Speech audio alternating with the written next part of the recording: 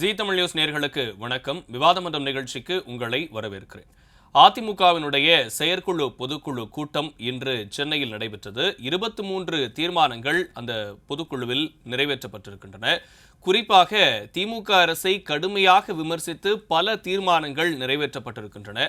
அதே நேரத்தில் மத்திய அரசுக்கு நிறைய வலியுறுத்தல்களும் வைக்கப்பட்டிருக்கின்றன. எடப்பாடி பழனிசாமி உச்சநீதிமன்றத்தினுடைய தீர்ப்பு எடப்பாடி பழனிசாமிக்கு ஆதரவாக வந்த பிறகு அவர் அதிகாரப்பூர்வமாக மார்ச் 28 பொதுச் செயலாளராக பதவியேற்றுக் கொண்டார். அதனைத் தொடர்ந்து தற்போது இந்த முதல் கூட்டம் அவர் முழுமையாக இந்த உச்சநீதிமன்ற தீர்ப்புக்கு பிறகாக நடைபெறக்கூடிய முதல் செயற்குழு பொதுக்குழு கூட்டம் அதிமுகவினுடையது. இந்த கூட்டம் மிகவும் பிரம்மாண்டமான முறையில் தான் நடைபெற்றது. பல நிர்வாகிகள் அந்த கூட்டத்தில் பங்கேற்றிருந்தார்கள். பல முன்னாள் அமைச்சர்கள் மேடையை அலங்கரித்தார்கள். ஆனால் அவர்கள் பேசிய அனைத்து செய்திகளும் திமுக அரசுக்கு எதிரான பல குற்றங்களை அவர்கள் முன்வைத்திருக்கிறார்கள். எனவே இன்றைய விவாதமன்றத்தினுடைய தலைப்பு மாநில அரசுக்கு கண்டனம், மத்திய அரசுக்கு வலியுறுத்தல். என்ன சொல்கிறது அதிமுக தீர்மானங்கள் என்ற வகையில்தான் அமைய இருக்கிறது. முதலமைச்சர் மு.க.ஸ்டாலினை பொம்மை முதலமைச்சர் என்றெல்லாம் அவர் விமர்சித்திருக்கிறார். அது மட்டுமல்லாமல் முறையான முன்னெச்சரிக்கை நடவடிக்கைகளை புயல் நேரங்களில் எடுக்கவில்லை என்ற பல குற்றச்சாட்டுகள் முன்வைக்கப்பட்டிருக்கின்றன. இது தொடர்பாக இன்றைய விவாதமன்றத்தில் நாம் பேச இருக்கிறோம். விருந்தினர்களாக நம்மோடு 4 பேர் இணைகிறார்கள். திமுகவிலிருந்து திரு கரூர் முரளி அவர்கள், அதிமுகவிலிருந்து திரு அதிவீர ராமபாண்டியன் அவர்கள், அரசியல் விமர்சகர் திரு பொன் வில்சன் அவர்கள், திராவிட சிந்தனையாளர் திரு ராஜகம்பீரன் அவர்கள். விருந்தினர்கள் அனைவருக்கும் வணக்கம். அதிவீர ராமபாண்டியன் சார், முதல்ல உங்ககிட்ட இருந்து இந்த செயற்குழு பொதுக்குழு கூட்டம் எவ்வளவு பெரிய வெற்றியா பார்க்கப்படுகிறது? ஏன்னா 40 தொகுதிகளிலும் வெல்வோம் அப்படின்ற முழக்கத்தை எடப்பாடி பழனிசாமி முன்னெடுத்திருக்கிறாரு. எப்படி பார்க்கிறீங்க? நிச்சயமா சார், இது ஒரு மிகச்சிறந்த ஒரு நிலைக்கே அதிமுக அடைந்திருக்கிறது அப்படிங்கிறதுக்கு இது ஒரு எடுத்துக்காட்டு. இதுவரை இருந்த தடைகள் அனைத்தையும் நீக்கி ஒரு மிகச்சிறந்த எப்படி புரட்சி தலைவி அம்மா புரட்சி தலைவர் காலத்தில் பொதுக்குழுக்கள் நடக்குமோ அதே போன்ற ஒரு நிலையை இன்றைக்கு பொதுக்குழு அடைந்து மிக சீரோடும் சிறப்போடும் நடைபெற்றிருக்கிறது. இதுல மிகவும் அரசியல் முக்கியத்துவம் பெறக்கூடிய வகையில் தீர்மானங்களும் கண்டனங்களும் நீங்கள் கூறியது போல மிகச்சிறப்பாக இங்கே அந்த பொதுக்குழுவில் தீர்மானங்களாக கொண்டு வரப்பட்டிருக்கிறது. இவை அனைத்தும் தமிழக அரசியல்ல ஒரு மிகப்பெரிய தாக்கத்தை ஏற்படுத்தக்கூடிய வகையில் இன்றைக்கு இந்த பொதுக்குழு நடந்து முடிந்திருக்கிறது. இன்றைக்கு பொதுமக்கள் அனைவரிடமும் ஒரு மிகச்சிறந்த எழுச்சியை இன்று பார்க்க முடிகிறது.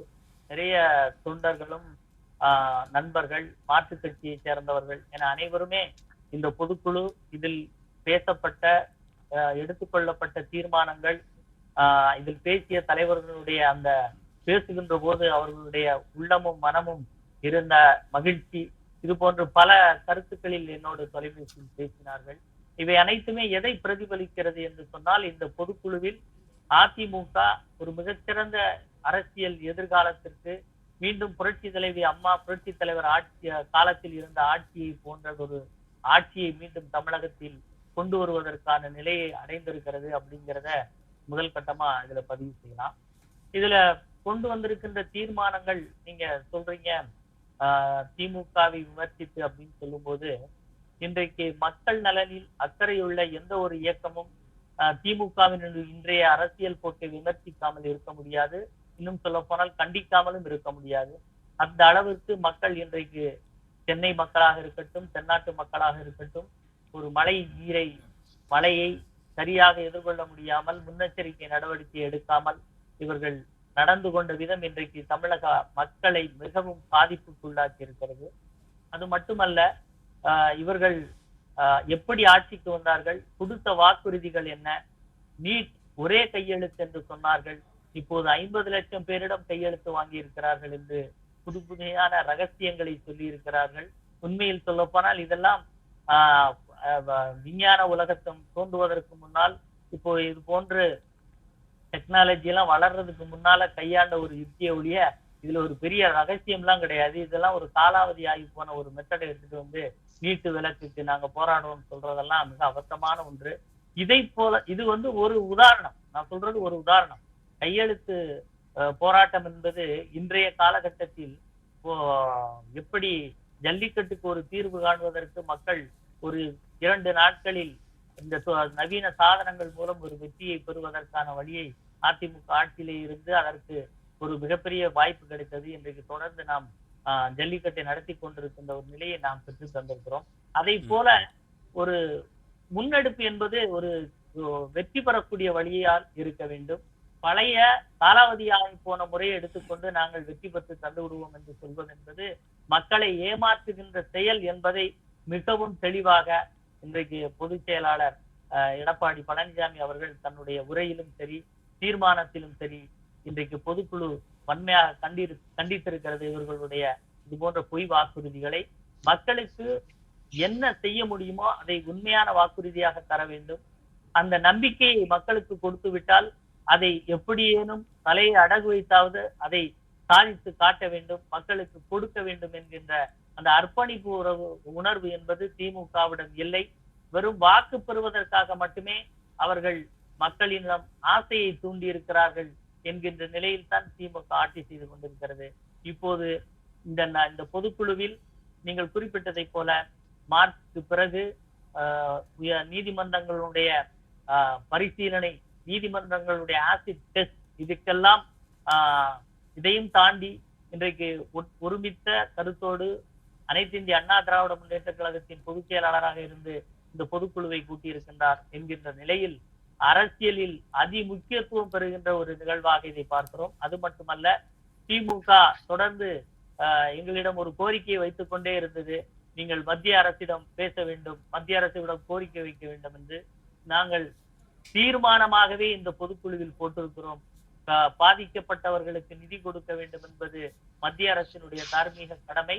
அதை கண்டிப்பாக மத்திய அரசு செய்ய வேண்டும் என்கின்ற அந்த தீர்மானத்தையும் வலியுறுத்தியும் இந்த நேரத்தில் எப்படி ஒரு மத்திய அரசிடம் பேசி இந்த நிதியை பெற முடியுமோ அத்தகைய யுத்திகளை திமுகவும் கையாள வேண்டும். எதிர்கட்சியாக அதிமுக எப்போதும் தமிழக மக்களுடைய நலன் சார்ந்து இயங்கக்கூடிய ஒரு இயக்கம் என்பதையும் இந்த தீர்மானங்கள் மிக தெளிவாகவும் தீர்க்கமாகவும் காட்டுகின்ற விதத்தில் இந்த தீர்மானங்கள் இருக்கிறது. ஒவ்வொரு தீர்மானத்தையும் அதனுடைய தனித்தனி தன்மையோடு நாம் எடுத்து பார்த்து சொல்வோமே ஆனால், மீனவர்கள் நலனாக இருக்கட்டும், மீனவர் நலனில் திமுக எந்த வகையிலெல்லாம் தருகி கொண்டிருக்கிறது என்பதை கண்டிக்கின்ற தீர்மானமாக இருக்கட்டும், விவசாயிகளுக்கு இந்த வெள்ளத்தால் பாதிக்கப்பட்டிருக்கிறார்கள், அந்த விவசாயிகளுக்கு உண்மையான இழப்பீடு என்பது உண்மையிலேயே அவர்களுடைய இழப்பின் அளவை சரி செய்கின்ற வகையிலே இருக்க வேண்டும் ஒழிய ஏனோ தானோ என்று கொடுக்கின்ற இழப்பீடாக இருக்கக்கூடாது. இன்னும் சொல்ல போனால் மத்திய அரசு நிர்ணயிக்கிற 17,000 ரூபாயிலிருந்து இவர்கள் 13,000 ரூபாயாக குறைத்து கொடுக்கின்ற நிலையெல்லாம் இருக்கிறது. அப்படிப்பட்ட ஒரு நிலையை தமிழக அரசு எடுக்கக்கூடாது. விவசாயிகளுக்கு உண்மையான அந்த நிவாரணம் கிடைக்கக்கூடிய வகையிலே அவர்கள் செயல்பட வேண்டும் என்று இந்த ஆட்சிக்கு வழிகாட்டுகின்ற விதமாகவும் அவர்களை கண்டிக்கின்ற விதமாகவும் இந்த பொதுக்குழு தீர்மானங்கள் அனைத்தும் அணைந்திருக்கிறது. அடுத்து ஒரு அதிமுகவினுடைய கட்சிக்காரர் என்கின்ற முறையில் இன்றைக்கு தொண்டர்கள் அனைவரும் இந்த பொதுக்கூட்டமும் அதன் நிகழ்வுகளையும் பார்த்து பூரித்து போயிருக்கிறார்கள். இனி வரும் தேர்தல்களில் அதிமுகவிற்கு மிகப்பெரிய வெற்றியை தேடி தருவதற்கும் தொண்டர்கள் தயாராக இருக்கிறார்கள் என்பதுதான் இன்றைய பொதுக்குழு நமக்கு சொல்லும் செய்தியாக இருக்கிறது. சரி சார், பொன் வில்சன் சார், அரசியல் மாற்றம், ஒரு மிகப்பெரிய மாற்றம் வரும் அப்படின்னு அதிவீர ராமபாண்டியன் குறிப்பிட்டதை கேட்க முடிஞ்சது. இன்னைக்கு நடந்த பொதுக்குழு செயற்குழு கூட்டம் அவ்வளோ பெரிய அரசியல் தாக்கத்தை தமிழ்நாட்டில் ஏற்படுத்திடுமா? அதாவது எப்படின்னா, சொன்ன மாதிரி கடந்த ஒரு ஆண்டுக்கு மேலாக பல சோதனைகளை சந்தித்தது அதிமுக.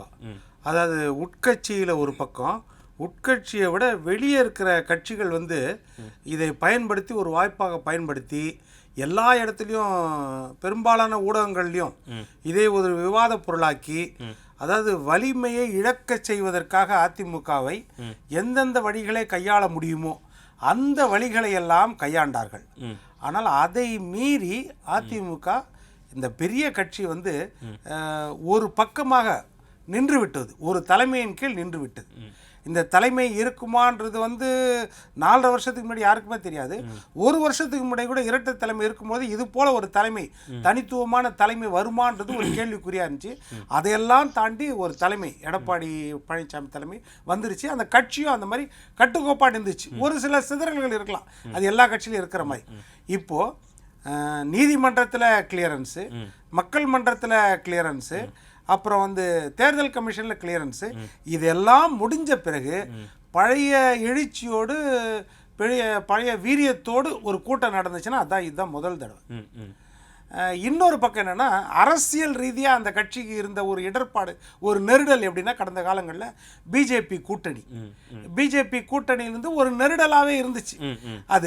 அது வந்து எப்படின்னா, இந்த செப்டம்பர் 25 மாவட்ட செயலாளர்கள் கூட்டம், தலைமைநிலை செயலாளர்கள் கூட்டம் கூட்டி, அந்த கூட்டத்தில் அவர்கள் சொல்கிற தீர்மானத்தை, அவர்களது கருத்தை வந்து தீர்மானமாக நிறைவேற்றி இனிமேல் பிஜேபி கூட கூட்டணி கிடையாது அப்படின்ற ஒரு முடிவை எடுத்த பிறகும் அப்போ கட்சிக்குள்ளேயும் ஒரு எழுச்சி வந்துச்சு, பொதுமக்கள் மத்தியிலையும் வந்து ஒரு பார்வை, அதிமுக மேலே இருந்த பார்வை, ஜெயலலிதா அம்மா இறந்த பிறகு அதிமுக மேலே இருந்த பார்வை வந்து இப்போ மீண்டும் வந்திருக்கிறது. அதே போல் எதிர்கட்சிகளுக்கு ஒருவித அச்சத்தையும் கொடுத்துருக்கிறது. அதான் நம்மளுக்கு சரியான போட்டி இப்போ வந்துருச்சு அப்படின்ற காலத்தில் அப்படின்ற மாதிரி. இதெல்லாம் இருக்கும்போது இதையெல்லாம் சேர்த்து தான் இந்த கூட்டம் நடந்துச்சு. அதனால் இந்த கூட்டம் வந்து ஒரு மிகப்பெரிய எதிர்பார்ப்பை ஏற்படுத்துச்சு. எனக்கு தெரிஞ்சு எல்லா ஊடகமே வந்து அதை லைவ்ல, பெரும்பாலான ஊடகங்கள் லைவ்ல எடுத்திருந்தாங்க. கடந்த காலங்கள்லாம் அது எடுக்கல. எடப்பாடியார் வந்த பிறகு இந்த முறை தான் எல்லா ஊடகங்களும் ஓரளவுக்கு பாரபட்சம் இல்லாமல் எல்லா ஊடகங்களும் அதை லைவ்ல எடுத்திருந்தாங்க. அதிலே நம்மளுக்கு தெரியுது ஒரு திருப்பம் ஏற்பட்டிருக்குது அப்படின்னு. அப்புறம் இந்த தீர்மானங்கள் நீங்கள் சொன்ன மாதிரி 23 தீர்மானங்களில் எப்படின்னா, எப்படி திமுக வந்து 520 தேர்தல் வாக்குறுதிகளில் எல்லா செக்டார் ஆஃப் பீப்புள், எல்லா துறை மக்களையும் நம்ம சந்திச்சிடணுன்ற மாதிரி அந்த வாக்குறுதிகள் கொடுத்துருந்தாங்க. அந்த டிஆர் பாலு தலைமையில் இருந்த 8 பேர் கொண்ட குழு அமைச்ச வாக்குறுதியில் அப்படி இருந்துச்சு. அது போல் இப்போ இந்த தீர்மானங்களில் எப்படின்னா, அவர் சிறுபான்மை மக்களை முதல்ல சந்திக்கிறார்.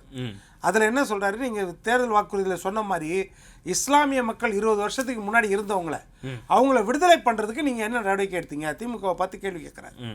அடுத்தது விவசாயிகளுக்கு நிவாரணம் அப்படின்றது நாங்கள் கடந்த காலங்களில் வந்து ஹெக்டேருக்கு வந்து இன்சூரன்ஸு காப்பீடு தொகை ஹெக்டேருக்கு 84,000 வாங்கி கொடுத்தோம். நாங்கள் வந்து 17,000 ரூபாய் கொடுத்தோம் ஹெக்டேருக்கு. ஆனால் நீங்கள் என்ன செய்தீங்கன்னா, கடந்த முறை இது புயல் வந்தபோது 2022 மழை வெள்ளம் வரபோது ஹெக்டேருக்கே 13,500 தான் கொடுத்தீங்க. அது பத்தாது, இந்த இடம் வந்து அதிகமாக கொடுக்கணும் அப்படின்ற வேண்டுகோளை வச்சுட்டு காவிரி பிரச்சனை எடுத்துகிட்டு வராரு. காவிரி பிரச்சனையில் இரட்டை வேடம் போடுறீங்கன்னு. அதே மாதிரி 21வது தீர்மானமாக வந்து முல்லை பெரியாறு அணையை ஜெயலலிதா அம்மா வந்து 136லேருந்து 142 கொண்டு வந்தாங்க. அது 152க்கு மாற்றுறதுக்கோ இல்லைன்னா அந்த பேபி அணையில் வந்து மரங்களை வெட்டுறதுக்கோ, இன்றைக்கு உங்களுடைய இணை கட்சி தோழமை கட்சி தான் அங்கே இருக்குது, அந்த மரங்களை வெட்டுறதுக்கு கூட நீங்கள் அனுமதியை வாங்கி கொடுக்காம இருக்கிறீங்க அப்படின்றது விவசாயிகளுக்காக பேசுகிறாரு. அடுத்து நெசவாளர்களுக்காக பேசுகிறாரு. 13வது தேர்தல் தீர்மானமாக 13வது தீர்மானத்தில் என்ன சொல்கிறாரு, நெசவாளர்களுக்கு நீங்கள் என்ன செய்திருக்கிறீங்க, உங்களுடைய தேர்தல் வாக்குறுதியில் கொடுத்துக்கிறீங்க. அதாவது நூல் பேங்க், பருத்தி நூலுடைய வங்கியே உங்களுக்காக ஆரம்பிக்கணும். வந்து 3 வருஷம் ஆக போகுது, இது வரைக்கும் அந்த நூல் வங்கி ஆரம்பிச்சிங்களா? ஆனால் அதே நேரத்தில் மின்சாரத்தை உயர்த்தி பீக் ஹவர் சார்ஜஸ் எல்லாம் போட்டு கிட்டத்தட்ட ஆயிரக்கணக்கான நூற்பாலைகள் இன்றைக்கு மூடி இருக்கிற நிலைமையில், நஷ்டத்தில் ஓடி இருக்கிற நிலைமையில் இருக்குது அப்படின்னு நெசவாளர்களை சந்திக்கிறார். பட்டியலின மக்களை சந்திக்கிறார். பட்டியலின மக்களுக்கு என்ன சொல்கிறாருன்னா, 14வது தீர்மானத்தில் என்ன சொல்கிறாரு, பட்டியலின மக்களுக்கு நீங்கள் துரோகம் செய்கிறீர்கள், பட்டியலின மக்களுக்கு கொடுக்கப்படுகிற பணம் மத்திய அரசு மூலமாக அதுக்கு திருப்பி அனுப்பப்படுகிறது பத்தாம, அது இல்லாமல் அவர்களது பணத்தை நீங்கள் மடை மாற்றுகிறீர்கள். 3வது காரணம் என்ன சொல்கிறாருன்னா, எல்லா இடத்துலையும் அவுட் சோர்சிங் முறையில் நீங்கள் தேர்ந்தெடுக்கிறீங்க. அதாவது எல்லா துறையிலையும் பெரும்பாலான பொதுத்துறை நிறுவனங்களை அவுட் சோர்சிங் முறையில் கான்ட்ராக்டில் வேலைக்கு எடுக்க பார்க்குறீங்க. அப்போது இந்த தாழ்த்தப்பட்ட பட்டியலின மக்களுக்குரிய பிரதிநிதித்துவம் இல்லாத போயிடுது, அப்போ நீங்கள் சொல்கிற சமூக நீதி இல்லாத போயிடுது அப்படின்னு குறிக்கிறாரு. அடுத்து மாணவர்களுக்கு வராரு. மாணவர்களை பற்றி பேசும்போது என்ன சொல்கிறாரு, பாடத்திட்டம், பொது பாடத்திட்டத்தை அவசர கதியில் நீங்கள் கொண்டு வரீங்க. அது கிட்டத்தட்ட வந்து மத்திய அரசின் பாடத்திட்டம் மாதிரி தான் இருக்குது நீங்கள் கொண்டு வருது. அதனால் அது அவசர கதியில் கொண்டு வரீங்க. நீட்டு ரத்து ஒரே கையெழுத்துலன்னு சொன்னீங்க, ஆனால் இன்னைக்கு 50 லட்சம் பேருக்கு பண்ணுறீங்கன்னு 19வது தீர்மானத்தில் அதுதான் கொடுக்குறாரு. அதுக்கு அடுத்து மீனவர்களுக்கு வராரு. மீனவர்கள் பிரச்சனையில் ஒரு அடிமடியிலேயே அவர் சொல்கிறார், கச்சத்தீவை மீட்போம்னு சொன்னீங்க, அந்த கச்சத்தீவை மீட்பதற்கு என்ன நடவடிக்கை எடுத்திருக்கீங்க? இது வரைக்கும் பிரதமருக்கு ஒரு கடிதம் எழுதிருக்கீங்க, அவ்வளோதான், வேற என்ன நடவடிக்கை எடுத்திருக்கீங்க? அதை பற்றி பேசுகிறாரு. அடுத்து பொதுவாக மக்கள் மத்தியில் இந்த விலைவாசி உயர்வை பற்றி பேசுகிறாரு. விலைவாசி உயர்வை சொல்லும் பொழுது 20வது தீர்மானமாக அதை தான் சொல்கிறார். சொத்து வரியை உயர்த்திட்டீங்க, வீட்டு வரியை உயர்த்திட்டீங்க, குடிநீர் வரியை உயர்த்திட்டீங்க, மின்சார கட்டணத்தை 221வது தேர்தல் வாக்குறுதியாக மாதம் ஒரு முறை மின் கட்டணம் சொன்னீங்க, 231வது வாக்குறுதியாக என்ன சொன்னீங்க? மின் கட்டணத்தை குறைப்போம் சொன்னீங்க. அதிமுக ஆட்சியில் இருந்த மின் கட்டணத்தை காற்றாலை மின்சாரத்தையும் நீர் மின்சாரத்தையும் அதாவது சூரிய மின்சாரத்தையும் கொடுத்து 20,000 மெகாவாட் அதிக உற்பத்தி செய்து இருக்கிற மின் கட்டணத்தை குறைப்போம்னு 231வது வாக்குறுதியாக கொடுத்தீங்க. ஆனா மின் கட்டணத்தை குறைக்கல, 2 மடங்காக உயர்த்தி விட்டீர்கள். அதனால இந்த மாதிரி மக்களையும் நீங்க வந்திச்சு கொண்டிருக்கீங்க இப்படின்னு சொல்லி தான் கடைசி மத்திய அரசையும் சொல்றாரு. மத்திய அரசு என்ன சொல்றாரு? போதிய நிவாரணம் கொடுக்கணும். நீங்க நம்ம கேட்கும் போதெல்லாம் அவங்க கொடுக்கறது இல்லை. அதையும் பேசுறாரு. பேசும்போது சொல்றாரு, நம்ம முறைப்படி கேட்டாலே அவங்க கொடுக்கறது இல்லை. நீங்க அவசர அவசரமா குத்து மதிப்பா 5060 கோடி இங்கே சொல்றாரு முதலமைச்சர். பாராளுமன்றத்தில் டிஆர் பாலு பேசுறாரு 6000 கோடி வேணும்னு. நீங்க எந்தவித புள்ளி வரமும் இல்லாம எந்தெந்த துறைக்கு எவ்வளவு தேவை அப்படின்ற கணக்கெல்லாம் எவ்வளவு வந்து உங்களுக்கு நஷ்டம் இருக்குது நம்ம மக்களுக்கு. அப்போ அந்த புள்ளி வரத்தெல்லாம் எடுத்துட்டு நீங்க கொண்டு போய் கொடுக்கணும். அப்படி கொடுக்கும் போதே மத்திய அரசு தேவையான நிதியை கொடுக்காது. அப்படி நீங்க ஒரு புள்ளி வரம் இல்லாமல் கொடுக்கும்போது அவங்க எப்படி கொடுப்பாங்க அப்படின்றத சொல்றாரு. அதே நேரத்தில் அதே மாதிரி நாடாளுமன்ற பாதுகாப்பு, அந்த பாதுகாப்பு மிகப்பெரிய குறைபாடு நடந்திருக்குது. மத்திய அரசுக்கு ஏதாவது இந்த குறைபாடை நான் கண்டனம் தெரிவிக்கிறேன். பாதுகாப்பு, இந்த பாதுகாப்பை மத்திய அரசு உறுதிப்படுத்தணும் அப்படின்னு மத்திய அரசுக்கு சொல்றாரு. கடைசியாக தான் மக்களுக்கு சொல்றாரு. என்ன சொல்றாரு? இந்த மாதிரி 40 தொகுதியிலும் அவர் தொண்டர்களுக்கு உற்சாகப்படுத்துறாரு. 40 தொகுதியிலும் 23வது தேர்தல் தீர்மானமா 40 தொகுதியிலையும் நம்ம ஜெயிக்கணும், அதற்கு நீங்கள் வேலை செய்ய வேண்டும். அதே மாதிரி தேர்தல் கமிஷனுக்கு 22வது தீர்மானமா சொல்றாரு, குளறுபடி இல்லாத வாக்காளர் பட்டியலை நீங்க தயாரிக்கணும். ஏனென்றால் அது ஒவ்வொரு தடவையும் நடக்குது. இதுலெல்லாம் வந்து அத்துமீறல் நடக்கும், முறைகேடு நடக்கும். அதனால குறைகள் இல்லாத வாக்காளர் பட்டியலை நீங்க தயாரிக்கணும் அப்படின்றதையும் தெளிவா சொல்றாரு. அப்ப எல்லா செக்டர் ஆஃப் பீப்புள்ஸையும் இவர் அட்டெண்ட் பண்றாரு இந்த கூட்டத்தில். இது வந்து ஃபார்மாலிட்டி தான். இப்ப திமுக கூட்டம் நடத்தினாலும் இதே மாதிரி தான் பண்ணுவாங்க. ஆனா இதுல என்னன்னா இவர் வந்து அந்த தெளிவோட என்ன செய்யறாருன்னா எல்லா விஷயங்களையும் டச் பண்றாரு. மத்திய அரசுனாலும் மாநில அரசும் மக்கள்னாலும் மக்களின் பிரதிநிதிகள்னாலும் எல்லா விஷயங்களையும் டச் பண்ணி கொண்டு வருதால இது ஒரு எதிர்பார்ப்பை மக்கள் மத்தியில் ஒரு ஆர்வத்தையும் ஒரு திருப்தியும் ஏற்படுத்து. நம்மளுக்காக பேசுறதுக்கு ஒருத்தர் இருக்காரு. இன்னொன்று சொல்றாரு, இனிமேல் ஜெட் வேகத்தில் பயணம் இருக்கும் அதிமுக அப்படின்றாரு. இது ஒரு ஆக்கப்பூர்வமான விஷயம். ஏன்னா தமிழ்நாட்டை பொறுத்த வரைக்கும் ஒரு பக்கம் திமுக, ஒரு பக்கம் அதிமுக. இந்த கட்சிகள் தான் காலகாலமாக கோல் வச்சுட்டு இருக்கு. அப்போ இது வரைக்கும் வந்து இந்த பிம்பம் வந்து மாறக்கூடியதா ஒரு யூகம் இருந்துச்சு. ஆகா இந்த பிம்பம் மாறிடுமோ, இந்த 2 திராவிட கட்சிகளுக்குரிய பிம்பம் ஒரு பிம்பம் மாறிடுமோ அப்படின்ற எண்ணம் இருந்துச்சு. அப்படி கிடையாது. இவர்கள் 2 பேர் தான் பிரதான எதிரிகள். தமிழ்நாட்டை பொறுத்த வரைக்கும் தேசிய கட்சிகளுக்கோ இல்லை மற்ற கட்சிகளுக்கோ பெரிய அளவில் இடம் இருக்காது அப்படின்றது தான் வந்து இது வந்து நம்மளுக்கு விளக்குது, நம்மளுக்கு வெளிப்படுத்துது அப்படின்றத நான் நினைக்கிறேன். சரி, ராஜகம்பீரன் சார், பொன்வேல்சன் சார் வந்து குறிப்பிட்ட மாதிரி தேசிய கட்சிகளுக்கு இந்த இடத்துல இடம் இல்லை, திமுகவுக்கும் அதிமுகவுக்குமான இடம்தான் தமிழ்நாடு அப்படின்றத பறைசாற்றக்கூடிய விதமா இந்த பொதுக்குழு அமைஞ்சிருக்கு அப்படின்னு குறிப்பிட்றாங்க. அது மட்டும் இல்லாம ஒற்றை தலைமைக்கு கீழே இப்ப கட்சி வந்து முழுமையா வந்துருச்சு, கட்சி வந்து ஒரு கட்டுக்கோப்பான நிலையில வந்து செயல்பட்டுக்கிட்டு இருக்கு அப்படின்னு குறிப்பிடுறாங்க. எதிர்கட்சிகளுக்கு வந்து ஒரு அச்சம் ஏற்படக்கூடிய வகையில இந்த பொதுக்குழுவும் செயற்குழு கூட்டம் அமைந்திருக்கு அப்படின்றத குறிப்பிடுறாங்க. கடுமையான குற்றச்சாட்டுகளை வந்து முன் வச்சிருந்தாரு எடப்பாடி பழனிசாமி. இந்த குற்றச்சாட்டுகள்லாம் சரியானது தானா, எப்படி பாக்குறீங்க? மாநில அரசை விமர்சிக்கிற விஷயத்திலே எடப்பாடி பழனிசாமி அவர்கள் வந்து திமுக அரசை வந்து மிக கடுமையான விமர்சனத்தை முன்வைத்திருக்கிறார். ஆனால் வெள்ள பேரிடருக்கு பணம் கொடுக்க மறுக்கக்கூடிய மத்திய அரசாங்கத்தை ரொம்ப மென்மையாக மயிலிறகிலே வருடி இருக்கிறார். மாற்று கருத்தை சொல்லி இருக்கிறார்கள், ஆனால் வந்து வலிமையாக கண்டித்திருக்கிறார்களா? மாநில உரிமை என்பது அவர்களும் அதிமுகவும் ஒரு மாநில கட்சியே, திமுகவும் ஒரு மாநில கட்சி என்று வருகிற போது மாநில உரிமையை விட்டுக் கொடுக்க கூடாது. மாநிலத்திற்கான நிதியை வந்து குஜராத்திலே வந்து வெள்ளம் வந்த போது உடனடியாக ஒரு 1000 கோடி ரூபாயை அன்றைக்கு பிரதமர் விடுவிக்கிறார் 2 ஆண்டுகளுக்கு முன்பு. அதே நிலை தமிழகத்திற்கு வருகிற போது அது வந்து பாராமுகமாக இருந்து கொண்டு மிகவும் வந்து நிர்மலா சீதாராமன் போன்ற நிதியமைச்சர்கள் எல்லாம் மிக ஏடாகுடமாக பேசிவிட்டார்கள். அப்புறம் வேற வழி இல்லாமல் உளவுத்துறையினுடைய தகவல் தமிழக பாஜக சொன்னதற்கு பின்னால் இன்றைக்கு தூத்துக்குடிக்கு வந்திருக்கிறார்கள். மத்திய அரசாங்கத்தை கண்டிக்கிற விஷயத்திலே அவர்கள் வந்து பாஜகவில் இருந்து வெளியேறிவிட்டோம் என்று சொன்னாலும் கூட, கூட்டணி இல்லை என்று சொன்னாலும் கூட ஒரு மென்மையான அணுகுமுறையை கடைபிடிக்கிறார்கள் என்பது இந்த 23 தீர்மானங்களிலே அறியப்படுகிறது. மாநில அரசை கடுமையாக விமர்சிக்கிறார்கள். ஒரு உதாரணத்துக்கு சொல்றேன், கச்சத்தீவை மீட்போம்னா அதிகாரம் யாருக்கு இருக்கிறது? மாநில அரசுக்கு இருக்கிறதா, மத்திய அரசுக்கு இருக்கிறதா? மத்திய அரசுக்கு தான் இருக்கிறது. நீட் தேர்வில இருந்து விலக்கு பெறுவது அப்படிங்கிற விஷயத்திலே மாநில அரசு கோரிக்கை வைக்க முடியும், போராட முடியும், நீதிமன்றத்துக்கு போக முடியும், மக்கள் மன்றத்துக்கு போக முடியும். ஆனால் அதற்கான அதிகாரம் யாரிடம் இருக்கிறது என்றால் ஒன்றிய அரசாங்கத்திடம் தான் இருக்கிறது. இவங்க என்ன செய்யறாங்கன்னா ரொம்ப சௌகரியமா திமுகவை கடுமையாக விமர்சிக்கிறார்கள். ஆனால் அதே இடத்துல இப்ப ஒண்ணு இல்ல, இஸ்லாமிய சிறைவாசிகள் நீண்ட காலமாக தண்டனை காலத்தை தாண்டி அவர்கள் விடுதலை பெறாமல் இருக்கிறார்கள் என்பதற்கு முட்டுக்கட்டையாக யார் இருக்கிறார்? ஆளுநர் இருக்கிறார், கையெழுத்து போட மறுக்கிறார்கள், மத்திய அரசாங்கம் தான் அதற்கு பின்னால் இருக்கிறது என்கிறதை விட்டுவிட்டு இஸ்லாமிய சிறைவாசிகளை நீண்ட காலமாக சிறையில் இருந்தவர்களை விடுவிக்க வேண்டும் என்கிற கருத்தை ஒரு மொட்டையா சொல்றாங்க தீர்மானத்துல. அதற்கான காரணகர்த்தாவை சொல்ல மறுக்கிறார்கள். அந்த இடத்திலிருந்து பார்க்கிற போது ஒரு அதிமுக என்று பிளவுபட்ட அணிகளாக பல அணிகள் ஓபிஎஸ் ஒரு பக்கம் இவர் திகார் சிறைக்கு போயிருவாரு சீக்கிரம்னு ஒரு பக்கம் வெளியே அவர் ஒரு பக்கம் பேசிட்டு இருக்கிறாரு. சசிகலா அம்மையார் சொல்றாங்க அதிமுக இருக்கிற எல்லாருமே ஒண்ணு கூடணும்னு அவங்க பேசுறாங்க.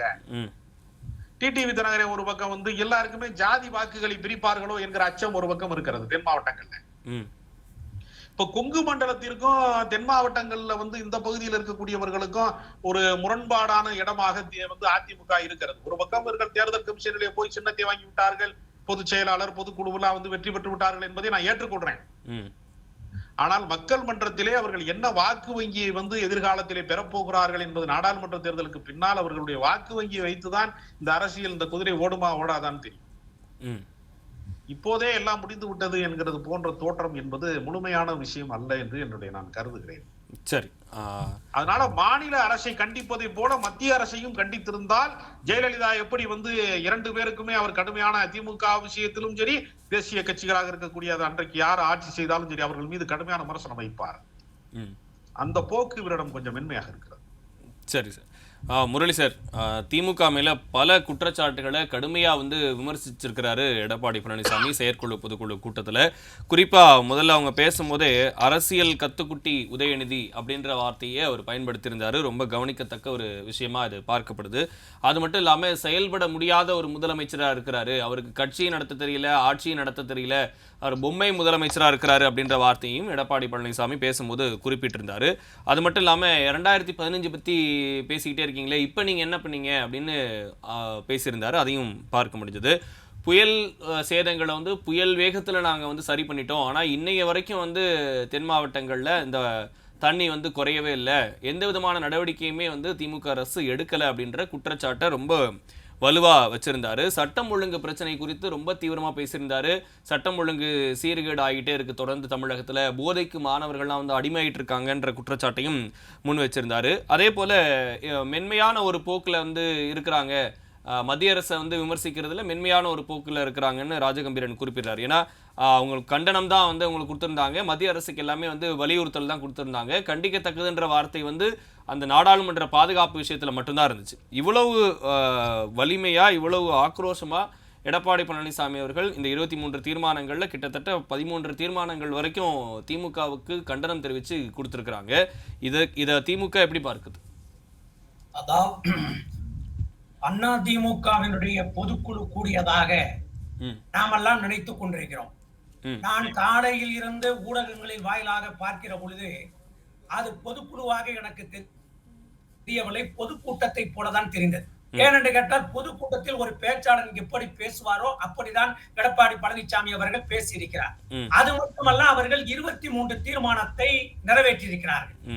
23 தீர்மானத்தில் ஒரே ஒரு தீர்மானம் மத்திய அரசாங்கத்தை தொட்டும் தொடாமலும், எப்படி அத்தை பிள்ளையை போய் தொட்டு விட்டு வருவோமோ அதை போல ஒரு தீர்மானத்தை மத்திய அரசாங்கத்தை கண்டிப்பதை போல போட்டுவிட்டு மற்ற அத்தனை தீர்மானத்தையும் திராவிட முன்னேற்ற கழகத்தின் மீது ஏவி விடுவதை போல தீர்மானத்தை போட்டிருக்கிறார் எடப்பாடி பழனிசாமி.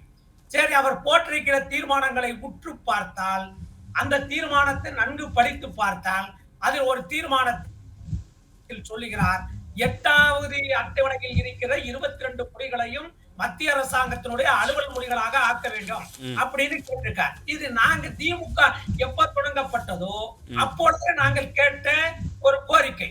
அது மட்டுமல்ல, இன்னொரு தீர்மானம் என்னவென்று கேட்டால், ஏதோ சமூக நீதிக்கு இவர்தான் பாதுகாவலரை போல, ஏதோ சமூக நீதிக்கு எதிராக நாங்கள் இருப்பதை போல எடப்பாடி பழனிசாமி பேசிக் கொண்டிருக்கிறார். இந்திய அரசியலிலே சமூக நீதிக்காக முதலாக அரசியலமைப்பு சட்டம் திருத்தப்பட்டது என்றால் அது திராவிட இயக்கத்தின் காரணத்தான். அது மட்டுமல்ல, தந்தை பெரியார், பேரறிஞர் அண்ணா, தலைவர் கலைஞர் அவர்களுடைய முயற்சியால் எப்படி சமூக நீதி பாதுகாக்கப்பட்டிருக்கிறது என்பது ஊருக்கும் உலகத்துக்கும் தெரியும். ஏதோ இவர் ஒரு தீர்மானத்தை போட்டு இஸ்லாமிய மக்களை பாதுகாப்பதற்கு நான் பிஜேபி விட்டு வெளியே வந்துட்டேங்கிறார். இஸ்லாமிய மக்களை பாதுகாப்பதற்கு நீ பிஜேபி விட்டு வெளியே வந்தேன் என்று ஒரு தீர்மானம் எடப்பாடி பழனிசாமி போட்டிருக்கிறார் என்றால் குடியுரிமை சட்டத்தை எதிர்த்து நீ ஏன் வாய் திறக்கவில்லை? குடியுரிமை சட்டத்தின் மூலமாக இஸ்லாமிய பெருமக்கள் எப்படி பாதிக்கப்பட்டார்களோ அப்பொழுது மோடிக்கு சார் அது நீ அந்த வார்த்தையை ஒருமையில் பேசுறது வந்து சார் ஒருமையில பேச வேண்டாம்னு குறிப்பிடுறாங்க. தொடர்ந்து அந்த விஷயத்தை பத்தி சொல்லியாச்சு சார், சொல்லியாச்சு.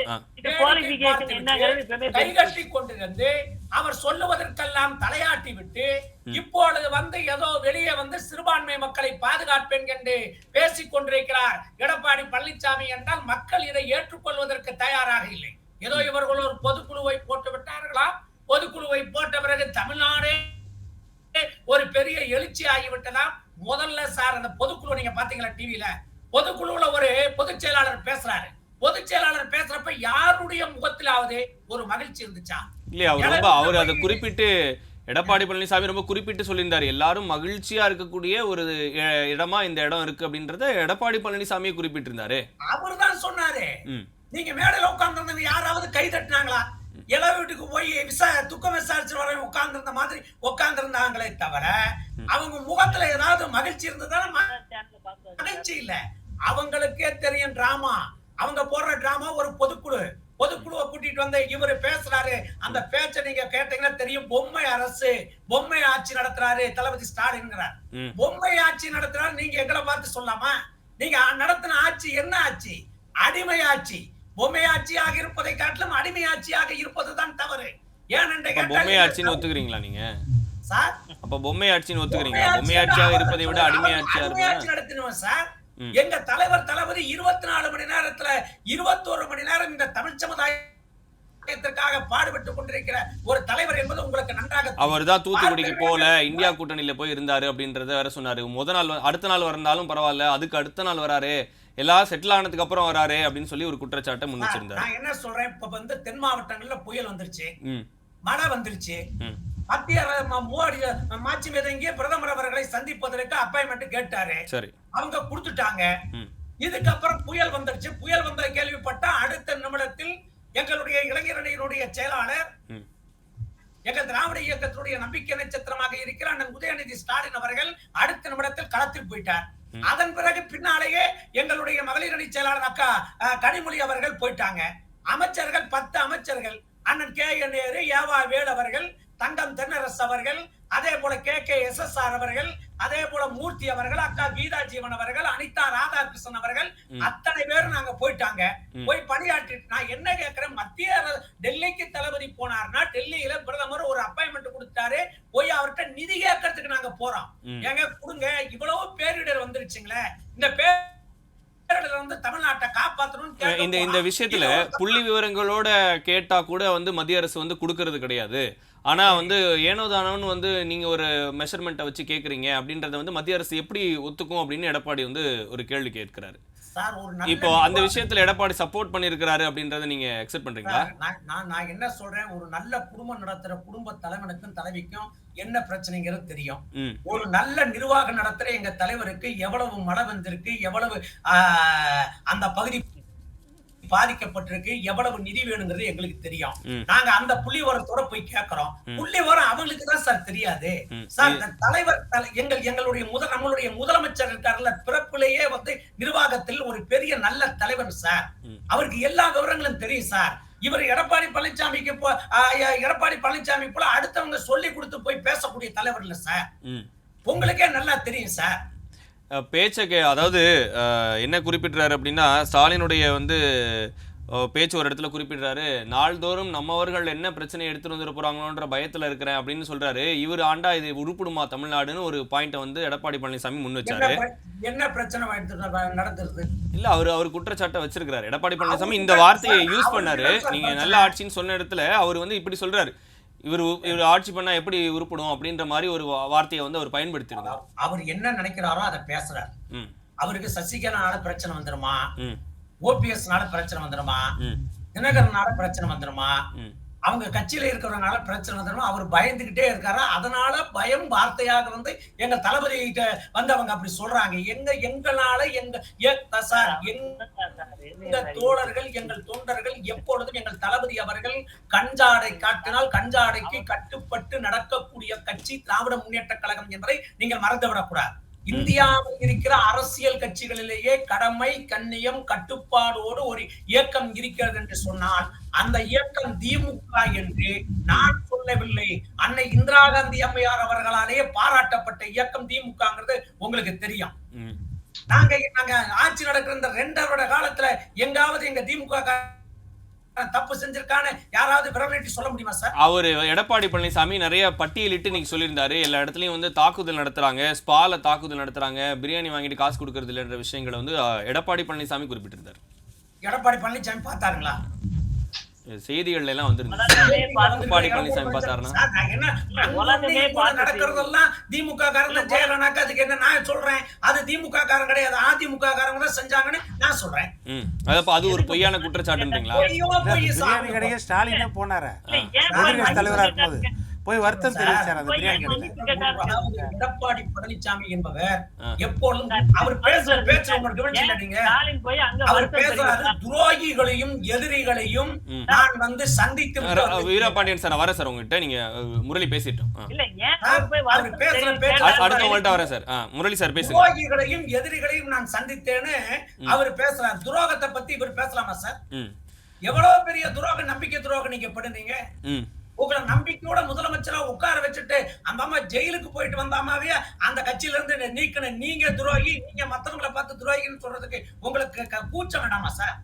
ஆனா உண்மை சார் ஒத்துக்கணும். எடப்பாடி பழனிசாமியை பொறுத்தளவு நான் பெருமையா நினைக்கிறது என்னன்னா, துரோகம் செஞ்சதுக்கு அப்புறம் அந்த துரோகத்தை சொல்றாரு பாருங்க, வாய் கூசாம சொல்றாரு பாருங்க, பாராட்டணும். அதே போல கொரோனா காலத்துல வந்து எல்லா முன்னெச்சரிக்கை நடவடிக்கைகளையும் வந்துட்டு நாங்க எடுத்திருந்தோம். அதிமுகவினுடைய இந்த 10 ஆண்டு கால ஆட்சியில இருந்த விஷயம்தான் இன்னைக்கு தமிழ்நாடு வளர்ச்சி பாதையில செல்வதற்கு ஒரு அடித்தளமா இருக்கு. ஆக்கி வச்சதை வந்து சாப்பிடுற மாதிரி திமுக செஞ்சுக்கிட்டு இருக்காங்க அப்படின்னு சொல்றாங்க. அதிமுக காரங்க வளர்ச்சி பாதை அமைச்சு குடிச்சது தமிழ்நாட்டுக்கு கிடையாது. வேலுமணி, தங்கமணி, விஜயபாஸ்கர், OS மணி, எடப்பாடி பழனிசாமி சம்பந்தி இவங்க எல்லாம் வளர்றதுக்கான அடிப்படையை உருவாக்கி கொடுத்துட்டு போனாருங்கிறதுல மாற்றம் கிடையாது. ஆனால் தமிழ்நாடு வளர்ச்சி செய்வதற்கான எந்த அடிப்படையான மாற்றத்தையும் அவங்க செய்யல. உங்களுக்கு தெரியாதா, நாட்டுக்கு தெரியாதா, ஊடகத்துக்கு தெரியாதா இந்த தமிழ்நாட்டுல எவ்வளவு ஊழல் புறையோடி போய் கிடந்தது? கொரோனா காலத்திலே சுவாசிப்பதற்கு காற்று கூட கிடைக்காமல், ஆக்சிஜன் கூட கிடைக்காமல் எவ்வளவு கஷ்டப்பட்டார்கள் என்பது உங்களுக்கு தெரியும். இந்த ஆட்சி விட்டு அவர்கள் கீழே இறங்கி போகிற பொழுது 2 லட்சம் கோடி ரூபாய் கடனோடு வைத்து விட்டு போனார்கள். எங்கள் தலைவர் தளபதி அவர்கள் நெருப்பிலே நடப்பதை போல ஆட்சி விடத்துக்கு வந்த பிறகு இந்த தமிழ்நாட்டு மக்களுடைய உயிரை காப்பாற்றியது மட்டுமல்ல, கொரோனாவை ஒழிச்சாரு. அப்பதான் நான் தமிழ்நாடு முழுவதும் நான் சொன்னேன், இந்தியாவில் இருக்கிற முதலமைச்சர்களா ஒரு கொரோனாவை தான் ஒழிச்சாங்க. தமிழ்நாட்டு முதலமைச்சர் எங்கள் தளபதி ஸ்டாலின் 2 கொரோனாவை ஒழித்தார். ஒரு கொரோனா உயிர் கொல்லி கொரோனா, இன்னொரு கொரோனா எடப்பாடி பழனிசாமி கொரோனானே. இப்படி 2 கொரோனாவை ஒழிச்சு தமிழ்நாட்டை காப்பாத்துனது எங்க தலைவர் தான். எங்க தலைவர் பத்தி பேசுறாரு, அப்புறம் என்ன பேசுறாரு? சனாதன கொரோனாவை ஒழிச்சீங்களா? சனாதன கொரோனாவை எங்க காலத்துல பெரியார் காலத்துல இருந்து ஒழிக்கிறதுல நாங்க பாடுபட்டு இருக்கோம். அதையும் ஒழிப்போம். இந்த கொரோனாவுல அந்த கொரோனாவை இந்த கொரோனாவுல ஒழிச்சுதான். சரி முரளி சார் வரேன். அதிவீரம் பாண்டியன் சார் அவரை சார் அவரு பொதுக்கூட்டம் போல இருந்துச்சு. இது வந்து ஒரு பொதுக்குழு போல இல்லை. உங்களோட விமர்சனங்கள் எல்லாத்தையுமே வந்து தொடர்ந்து திமுக வந்து பொதுக்கூட்டத்தில் பேசுகிற மாதிரி பேசினாரு. யாருக்குமே வந்து முகத்தில் வந்து ஒரு சந்தோஷமே இல்லாத ஒரு பொதுக்குழுவாக அது அமைஞ்சிருந்தது அப்படின்றத குறிப்பிட்டிருந்தாங்க. அதே போல் வந்து கடமை கண்ணியம் கட்டுப்பாடோடு செயல்படக்கூடிய கட்சி வந்து திமுக அப்படின்னு குறிப்பிட்டாரு. வேலுமணி, தங்கமணி, விஜயபாஸ்கர் அவங்கெல்லாம் வந்து ஊழல் செய்கிறாங்கன்ற மாதிரியான ஒரு விஷயங்களை குறிப்பிட்டிருந்தாரு. பொதுக்கூட்டம் தான் நடத்துச்சா அதிமுக? இல்ல, இப்போ நாங்க வந்து பொதுக்குழு அரங்கில் இருந்தவங்க மகிழ்ச்சியாக இருந்தோம், கைதட்டி ஆரவாரம் செய்து கொண்டிருந்தோம் அப்படிங்கிறது எங்களுக்கு தெரியும். மேடையில் இருந்த தலைவர்கள் பேசியதுல இருந்தே அது மிக தெளிவா எங்களுக்கு தெரிஞ்சது. அவங்க வந்து யாருக்கும் மகிழ்ச்சி இல்லைன்னு அவர் சொல்றது யாருக்குன்னா திமுக காரங்க மகிழ்ச்சி இருக்காது சார். அவங்களுக்கு எப்படி மகிழ்ச்சி இருக்கும்? நாங்க எங்களுடைய மகிழ்ச்சி அவங்களுக்கு எப்படி தெரியும்? நாங்க தொடக்கத்துல பேச ஆரம்பிச்சோம் இல்லையா, இந்த பொதுக்குழுவை பார்த்து தன்னால அரண்டு போய் என்ன செய்வதுன்னு தெரியாம திணறி போய் உட்கார்ந்தா அவங்க கட்சி தலைவர் ஸ்டாலின் போய் ஐயா எங்க கட்சிக்காரன் உங்களை அடிச்சதுக்கு மன்னிச்சிருங்கன்னு ஒவ்வொரு கடையில போய் மன்னிப்பு கேட்டு வந்தா இவர் அது எப்படி தெரியும் யார் அவர் திமுக காரர் எப்படி சொல்கிறீர்கள்னா உலகத்துல இருக்கிற அத்தனை மீடியாவில் இருக்கு, இன்னைக்கு இருக்கு, போய் பாருங்க. அடுத்து சார் அதாவது அது என்னது வெள்ளம் வந்துச்சான், திடீர்னு அப்பாயின்மெண்ட் பிரதமர் கொடுத்துட்டாராம். ஏன் பிரதமர் அப்பாயின்மெண்ட் கொடுத்தா நீங்க தான் புலியாச்ச பாயும் புலியாச்ச வர முடியாது, இங்க மக்கள் வெள்ளத்துல பாதிச்சுக்கிட்டு இருக்காங்கன்னு சொல்லவே இல்லையா? உலகத்துல கருப்பு கொடை வெள்ளக்கொடையே மார்க்கெட்ல இல்லாத போது வெண்கொடை எடுத்து பிடிச்சு போய் பிரதமரை வரவேற்ற நீங்க அடிமை ஆட்சின்னு சொல்றீங்க.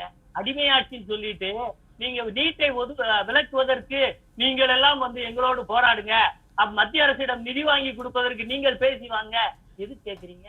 அப்போ எங்களுடைய நிலையிலிருந்து கீழ்நிலையில இருப்பவர்கள் நீங்கிறத ஒத்துக்கிறீங்களா? நீங்களே எதுக்கு வெளியே பாய் பேசணும்? சரி, நான் அதாவது ஒவ்வொரு நாளும் காலையில் நம்மவர்கள் யாரும் எந்த தவறும் செய்துவிடக் கூடாது என்று கலங்கி கண் விழிக்கிறேன் என்று அவர் பாவம் பொதுக்குழுக்கு போயிருக்க மாட்டார்னு நினைக்கிறேன். திமுக இருந்து வந்திருக்கிறவரு அது எங்க பொதுக்குழுல பேசலங்க, உங்க பொதுக்குழுல உங்க தலைவர் பேசினாரு. அது மட்டுமா, யாராவது செய்தால் சர்வாதிகாரியார மாறி விடுவேன். தாம்பரம் பக்கத்துல ஒரு எம்எல்ஏ போய் ஒருத்தனை அடிச்சு கைய கால உடைச்சிருவாரு. சர்வாதிகாரி உங்க ஆக்ரோஷமான துடிப்போட இருக்கிற ஸ்டாலின் சொல்லுவீங்களே, என்ன செஞ்சாரு? அடுத்து திருவொற்றியூர்ல ஒரு மாநகராட்சி ஊழியரை அங்க இருக்கிற ஒரு எம்எல்ஏ போய் தாக்க போனாரு. மாநகராட்சி ஊழியர் அவர் மேல கம்ப்ளைண்ட் கொடுத்து கட்சி ரீதியான பதவி எடுத்து விட்டீங்க. கிரிமினல் நடவடிக்கை என்ன எடுத்தீங்க? இதுதான் ஒரு சர்வாதிகாரி செய்யலாம். ஒவ்வொரு நாளும் திமுக காரர்கள் அரசு அதிகாரியை தங்களுடைய இருக்க விடாமல் விரட்டி கொண்டிருக்கிறீர்கள். ஒவ்வொரு நாளும் செய்தி வந்துகிட்டு இருக்கு. அடுத்து சார் நீங்க எங்கிட்ட அப்படி சொல்லாதீங்க, எங்களுடைய பொதுக்குழு எப்படி இருந்ததுன்னு. உங்களோட மாவட்ட அளவில் நடந்த ஒரு கூட்டத்தில் திருவண்ணூர் மேற்கு மாவட்டத்துல உங்க ஒன்றிய செயலாளர் சொன்ன வார்த்தையை நாங்க பதிவிடுறேன். அதிமுக ஆட்சியிலாவது நாம் ஏதோ பல திட்டங்களை வாங்கி கொடுத்து பலன் பெற்றுக் கொண்டிருந்தோம். இந்த ஆட்சியில் சாப்பாட்டுக்கு வழி இல்லாமல் கட்சி நடத்துவதற்கு திணறி கொண்டிருக்கிறோம் என்று சொன்னவர் உங்கள் கட்சியை சேர்ந்த ஒன்றிய செயலாளர். முதல்ல எல்லாத்தையும் தெரிஞ்சுட்டு பேசுங்க. திமுக என்ன நிலையில இருக்குங்கிறதுக்கு சார் இவர் ஒவ்வொரு வாதமா எடுத்து வச்ச வாதங்கள்ல ஏதாவது நேருக்கு நேர் சரியான வாதம் எங்கேயாவது வச்சாரான்னு பாத்தீங்கன்னா அவர் தலைவர் சொன்னத இவர் இல்லைங்கிறாரு. அடுத்து அங்க நடந்தத ஏதோ எங்களுடைய பொதுச் செயலாளர் தான் இந்த மாதிரி இப்ப ஸ்டாலினை பத்தி கதை கட்டுறாருனாரு. நாங்க சொன்னோம் தூக்க வராம தவிக்கிறோம்னு. சார் தமிழக அரசியல் வரலாற்றுல எந்த ஒரு முதலமைச்சரும் எனது கட்சிக்காரன் நாளைக்கு என்ன செய்வானோன்னு நினைச்சு தூங்க முடியாம தவிச்சிருக்காருன்னா இதுவரைக்கும் அப்படி ஒரு முதலமைச்சர் கிடையாது. நீங்க அப்படி ஒரு முதலமைச்சரை வச்சிருக்கிற நீங்க 4 வருஷம் என்னது கொரோனாவில சிலிண்டர் தட்டுப்பாடா? யாரோட ஆட்சி காலத்துல சிலிண்டர் தட்டுப்பாடு? யாரோட ஆட்சி காலத்துல மூச்சு முட்டி மருத்துவமனையில இடம் கிடைக்காம மக்கள் திணறுகின்ற அளவுக்கு கொரோனா கட்டுப்பாடு தளர்த்தியது யாரு? திமுக ஆட்சியில. அதிமுக ஆட்சியில எந்த ஒரு மனிதரும் ஒரு நோயாளியும் படுக்கை இல்லை என்று தவித்ததில்லை. கொரோனாவை பொறுத்த வரைக்கும் 2 ஆட்சிகளுமே அந்த நேரத்துல ஒரு ஆட்சி மாற்றம் நிகழ்ந்தது 2 பேருமே பொறுப்படுத்திக்க வேண்டிய ஒரு விஷயம். இன்னைக்கு நடந்த பொதுக்கூட்டத்துல அவங்க என்ன வலியுறுத்துறாங்கன்னா, மத்திய அரசை ரொம்ப மென்மையா கையாண்டிருக்கிறார் எடப்பாடி பழனிசாமி, வெளியில வந்துட்டோம் அப்படின்னு குறிப்பிடுறாரே தவிர, ஆனா பாஜகவுடைய கூட்டணிக்குள்ள இருக்கிறதுனால தொடர்ந்து இந்த கடந்த 3 மாதமாகவே எந்த விதமான வலுவான கண்டனங்களையும் மத்திய அரசுக்கு ஒரு தெரிவிக்கல. இதுல எங்களுக்கு சந்தேகம் இருக்கு அப்படின்றதையும் அவர் குறிப்பிடுறாரு. உட்கட்சி பூசல்ல இன்னொன்னு முக்கியமா உங்கள்கிட்ட கேட்கணும். ஓபிஎஸ் அவர்கள் ஒரு வார்த்தையை சொல்லியிருந்தாரு, அதை ராஜகம்பீரன் கூட குறிப்பிட்டிருந்தார். நான் வாயை திறந்தா திகார் ஜெயிலுக்கு போயிடுவார் எடப்பாடி பழனிசாமி அப்படின்னு ஒரு வார்த்தையை ஓபிஎஸ் சொல்றாரு. இப்ப நீங்க எல்லா விஷயத்திலையும் ஜெயிச்சு சட்ட போராட்டத்துல எல்லாம் ஜெயிச்சு அவர் பொதுச் செயலாளர் ஆயிட்டாரு, ஒற்றை தலைமைக்கு கீழே கட்சி வந்துருச்சு அப்படின்னு நீங்க பெருமையா சொல்லிட்டு இருக்கு. இந்த தருணத்துல ஓபிஎஸ் இந்த மாதிரியான ஒரு விஷயத்த வெளியே சொல்லும் போது அது நான் சொன்னா அவர் திகார் போயிடுவாரு அப்படின்னா அப்ப என்ன அவர் வச்சிருக்கிறார்? இது ஒரு நல்ல நகைச்சுவை, நல்ல சீரியஸா டிபேட் பேசிட்டு இருக்கும்போது இப்படி காமெடி பண்ணீங்கன்னா இல்ல, அது ஓபிஎஸ் சொன்ன ஸ்டேட்மெண்ட் இல்ல, அதான் சொல்றேன். அந்த நகைச்சுவையில நம்ம அடுத்த கட்டத்துக்கு வேற எப்ப ஃப்ரீயா இருக்கும்போது பேசிக்கலாம் சார். இப்போ நாம முக்கியமான இன்னைக்கே சொல்லிருக்காருல்ல அவர், அந்த பக்கம் எடப்பாடி பழனிசாமி இந்த பக்கம் நடத்திட்டு இருக்காரு, ஓபிஎஸ் அந்த பக்கம் நடத்திட்டு இருக்காரு. நீங்க அந்த ஒப்பீடே போடாதீங்க சார். அந்த ஒப்பீடே முதல்ல தவறு சார். அவங்களுக்கு என்ன சேர்த்து எந்த பொதுக்குழுவோட என்னத்தை போய் ஒப்பிட்டு பேசிக்கிட்டு இருக்கீங்க? அவர் நகை தொடர்ந்து காமெடி பண்ணிக்கிட்டே இருப்பாங்க, அதெல்லாம் சொல்லிட்டு இருக்கீங்களா? அதுக்கு சம்பந்தம் இல்லாத விஷயம் சார். அடுத்து சார் ராஜகம்பீரன் சாருக்கு வந்து ஒரு விஷயத்தை தெளிவுபடுத்தணும். 2009 திமுக ஆட்சியில இருந்த போது நடந்த வெள்ளம் வந்தது, எத்தனை வகையான வெள்ளம் வந்தது, எத்தனை புயல் வீசியது என்று இன்றைக்கு எங்கள் எதிர்கட்சி தலைவர் பட்டியலிட்டார். அங்க மத்தியிலையும் ஆளுங்கட்சியா இருந்தது திமுக, மாநிலத்திலையும் இருந்துச்சு. என்ன அனுசரணை வார்த்தைகள்லாம் எப்படி சார் பயங்கரமா கண்ணாப்னான்னு திட்டி உலகத்தை நான் கூட்டுகிற வார்த்தைகளை பேசி நிதியை ஜாஸ்தி வாங்கினாங்களா? இல்ல நான் உங்ககிட்ட கேக்குறேன், என்ன செஞ்சாங்க? ராஜகம்பீரன் சார்னு ஒரு கேள்வி. மத்திய அரசுல அங்கம் வகித்துக் கொண்டிருந்தார்கள். இலங்கையில படுகொலை நடந்தது. காலையில சாப்பிட்டுட்டு மத்தியானம் சாப்பிடுறது வீட்டுக்கு வந்து ஒரு உண்ணாவிரதம். அவர் உண்ணாவிரதம் இருந்த அடுத்த சில நிமிடங்களில் எத்தனை தமிழர்கள் கொல்லப்பட்டார்கள்? இவர்கள் போர் முடிந்து இலங்கை தமிழர்களுக்காக ஆட்சியை இழந்த கட்சி திமுக. அதெல்லாம் அடங்கி வச்சது. இலங்கை தமிழர்களுக்காக 2 முறை ஆட்சி இழந்த கட்சி திமுக. எம்எல்ஏ பதவி இழந்த கட்சி திமுக. இலங்கை தமிழருக்காக போராட்டம் நடத்தி தன் வாழ்க்கையை இழந்த கட்சி திமுக. நீங்க நம்ம இலங்கை தமிழர்களை பத்தி உங்களுக்கு ரொம்ப கவலைப்படுறீங்க. பிரபாகரனை கைது செய்யணும்னு சொன்னது யார் சார்? பிரபாகரனை கைது செய்து இந்தியாவுக்கு கொண்டு வரணும்னு யாரு? உங்க தலைமை. பொய் வேலையெல்லாம் இது ரொம்ப நாளைக்கு போடாது. இதெல்லாம் முடிஞ்சு போனது. இலங்கை தமிழருக்காக என்ன செஞ்சீங்க? இல்ல இலங்கை தமிழர் விஷயமாக இருக்கட்டும், இலங்கை தமிழர் விஷயத்துல நீங்க செய்தது அப்பட்டமான உலக மக்களுக்கு, உலக தமிழர்களுக்கு மிக தெளிவாக தெரிந்த விஷயம். இதுல நீங்க வாதாடி ஒண்ணும் பண்ண முடியாது. அதே மாதிரி சொல்றீங்க சார், அதெல்லாம் தெரியும் சார். திமுக இந்த அளவுக்கு தமிழர் விரோத இயக்கம் என்பது திமுக தமிழர் விரோத இயக்கம் செய்ய போனாங்க. ஈழத்தமிழர்கள் வந்துட்டாங்க உள்ள, எல்டிடி வந்துருச்சு உள்ள, நீங்க தான கத்துறீங்க சார். பிரபாகரன் அவர்களுடைய தாயார் மருத்துவ சிகிச்சைக்கு வந்தவரை உடனடியாக திருப்பி சார் உங்களோட அரசு, உங்களுடைய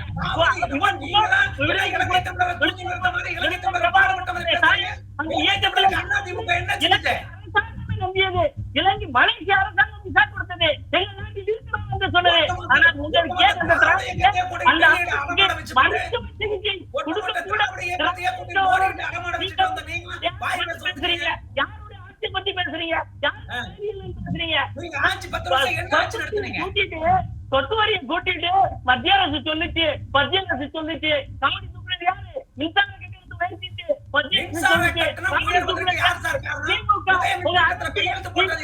எங்களை அதிக என்று சொல்வதற்கு கையெழுத்து போட்டது நீங்க, நீட் தேர்வுக்கு ஆதரவா நின்றது நீங்க, கையெழுத்து போட்டு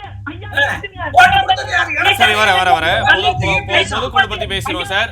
அது வில்சன் சார் பேசிட்டோம். நான் வரேன் 2 பேர்ட்டையும் வரேன். வில்சன் சார், இதில் முக்கியமான பார்க்க வேண்டிய விஷயம் என்னன்னா, மென்மையான அணுகுமுறை வந்து மத்திய அரசு நோக்கி இருந்துச்சு அப்படின்னு ஒரு விஷயம் சொல்லப்படுது. அதே நேரத்தில் இந்த உட்கட்சி பூசல் வந்து இன்னும் சரியா வரல.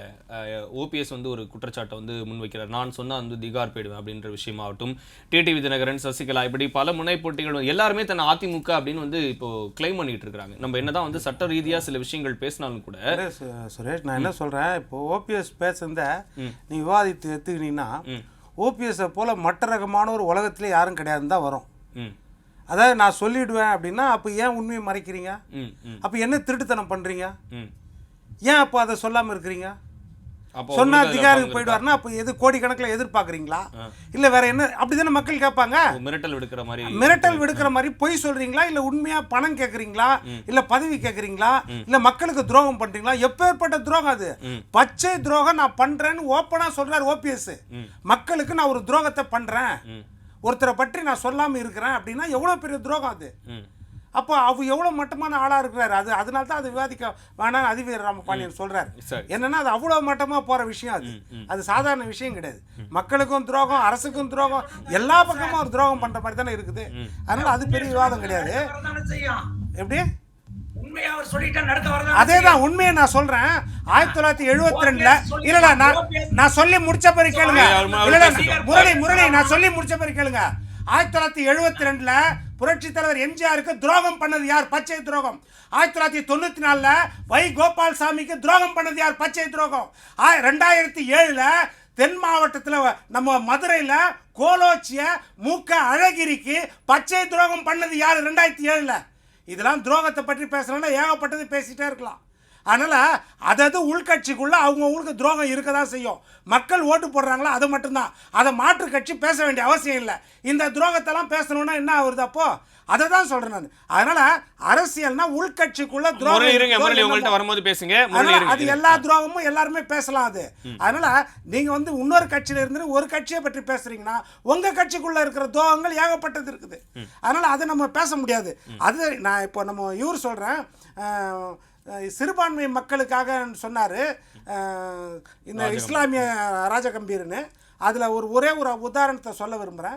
சுப்ரீம் கோர்ட்டில் கடந்த 10 நாளைக்கு முன்னாடி வழக்கு வந்துச்சு. 3 கைதிகள் அங்கே மனு போட்டிருந்தாங்க. சிறைவாசிகள், இஸ்லாமிய சிறைவாசிகள், எங்களுக்கு வந்து அந்த கருணை அடிப்படையில் விடுதலை பண்ணணும் அப்படின்னு. அப்போ அவங்களுக்கு வந்து நீதிமன்றம் கேட்குது, நாங்கள் பண்ணிடுவோம் அப்படின்னு சொன்னால் நம்ம தமிழ்நாட்டு அரசின் வழக்கறிஞர் என்ன விவாதம் பண்ணார் ராஜகம்பீரனுக்கு தெரியும். என்ன விவாதம் பண்ணார்னா, இல்லை இவங்களை நீங்கள் விடுதலை பண்ண வேண்டாம், கவர்னர்கிட்ட அந்த மனு இருக்குது, கவர்னர் விடுதலை பண்ணணும்னு நாங்கள் காத்துட்டு இருக்கிறோம், நீங்கள் விடுதலை பண்ண வேண்டாம்னு சொல்லி அந்த விடுதலையை நிறுத்தியது யார்? இதை தான் கேட்குறேன் நான். இது நிறுத்தினாரா இல்லையா?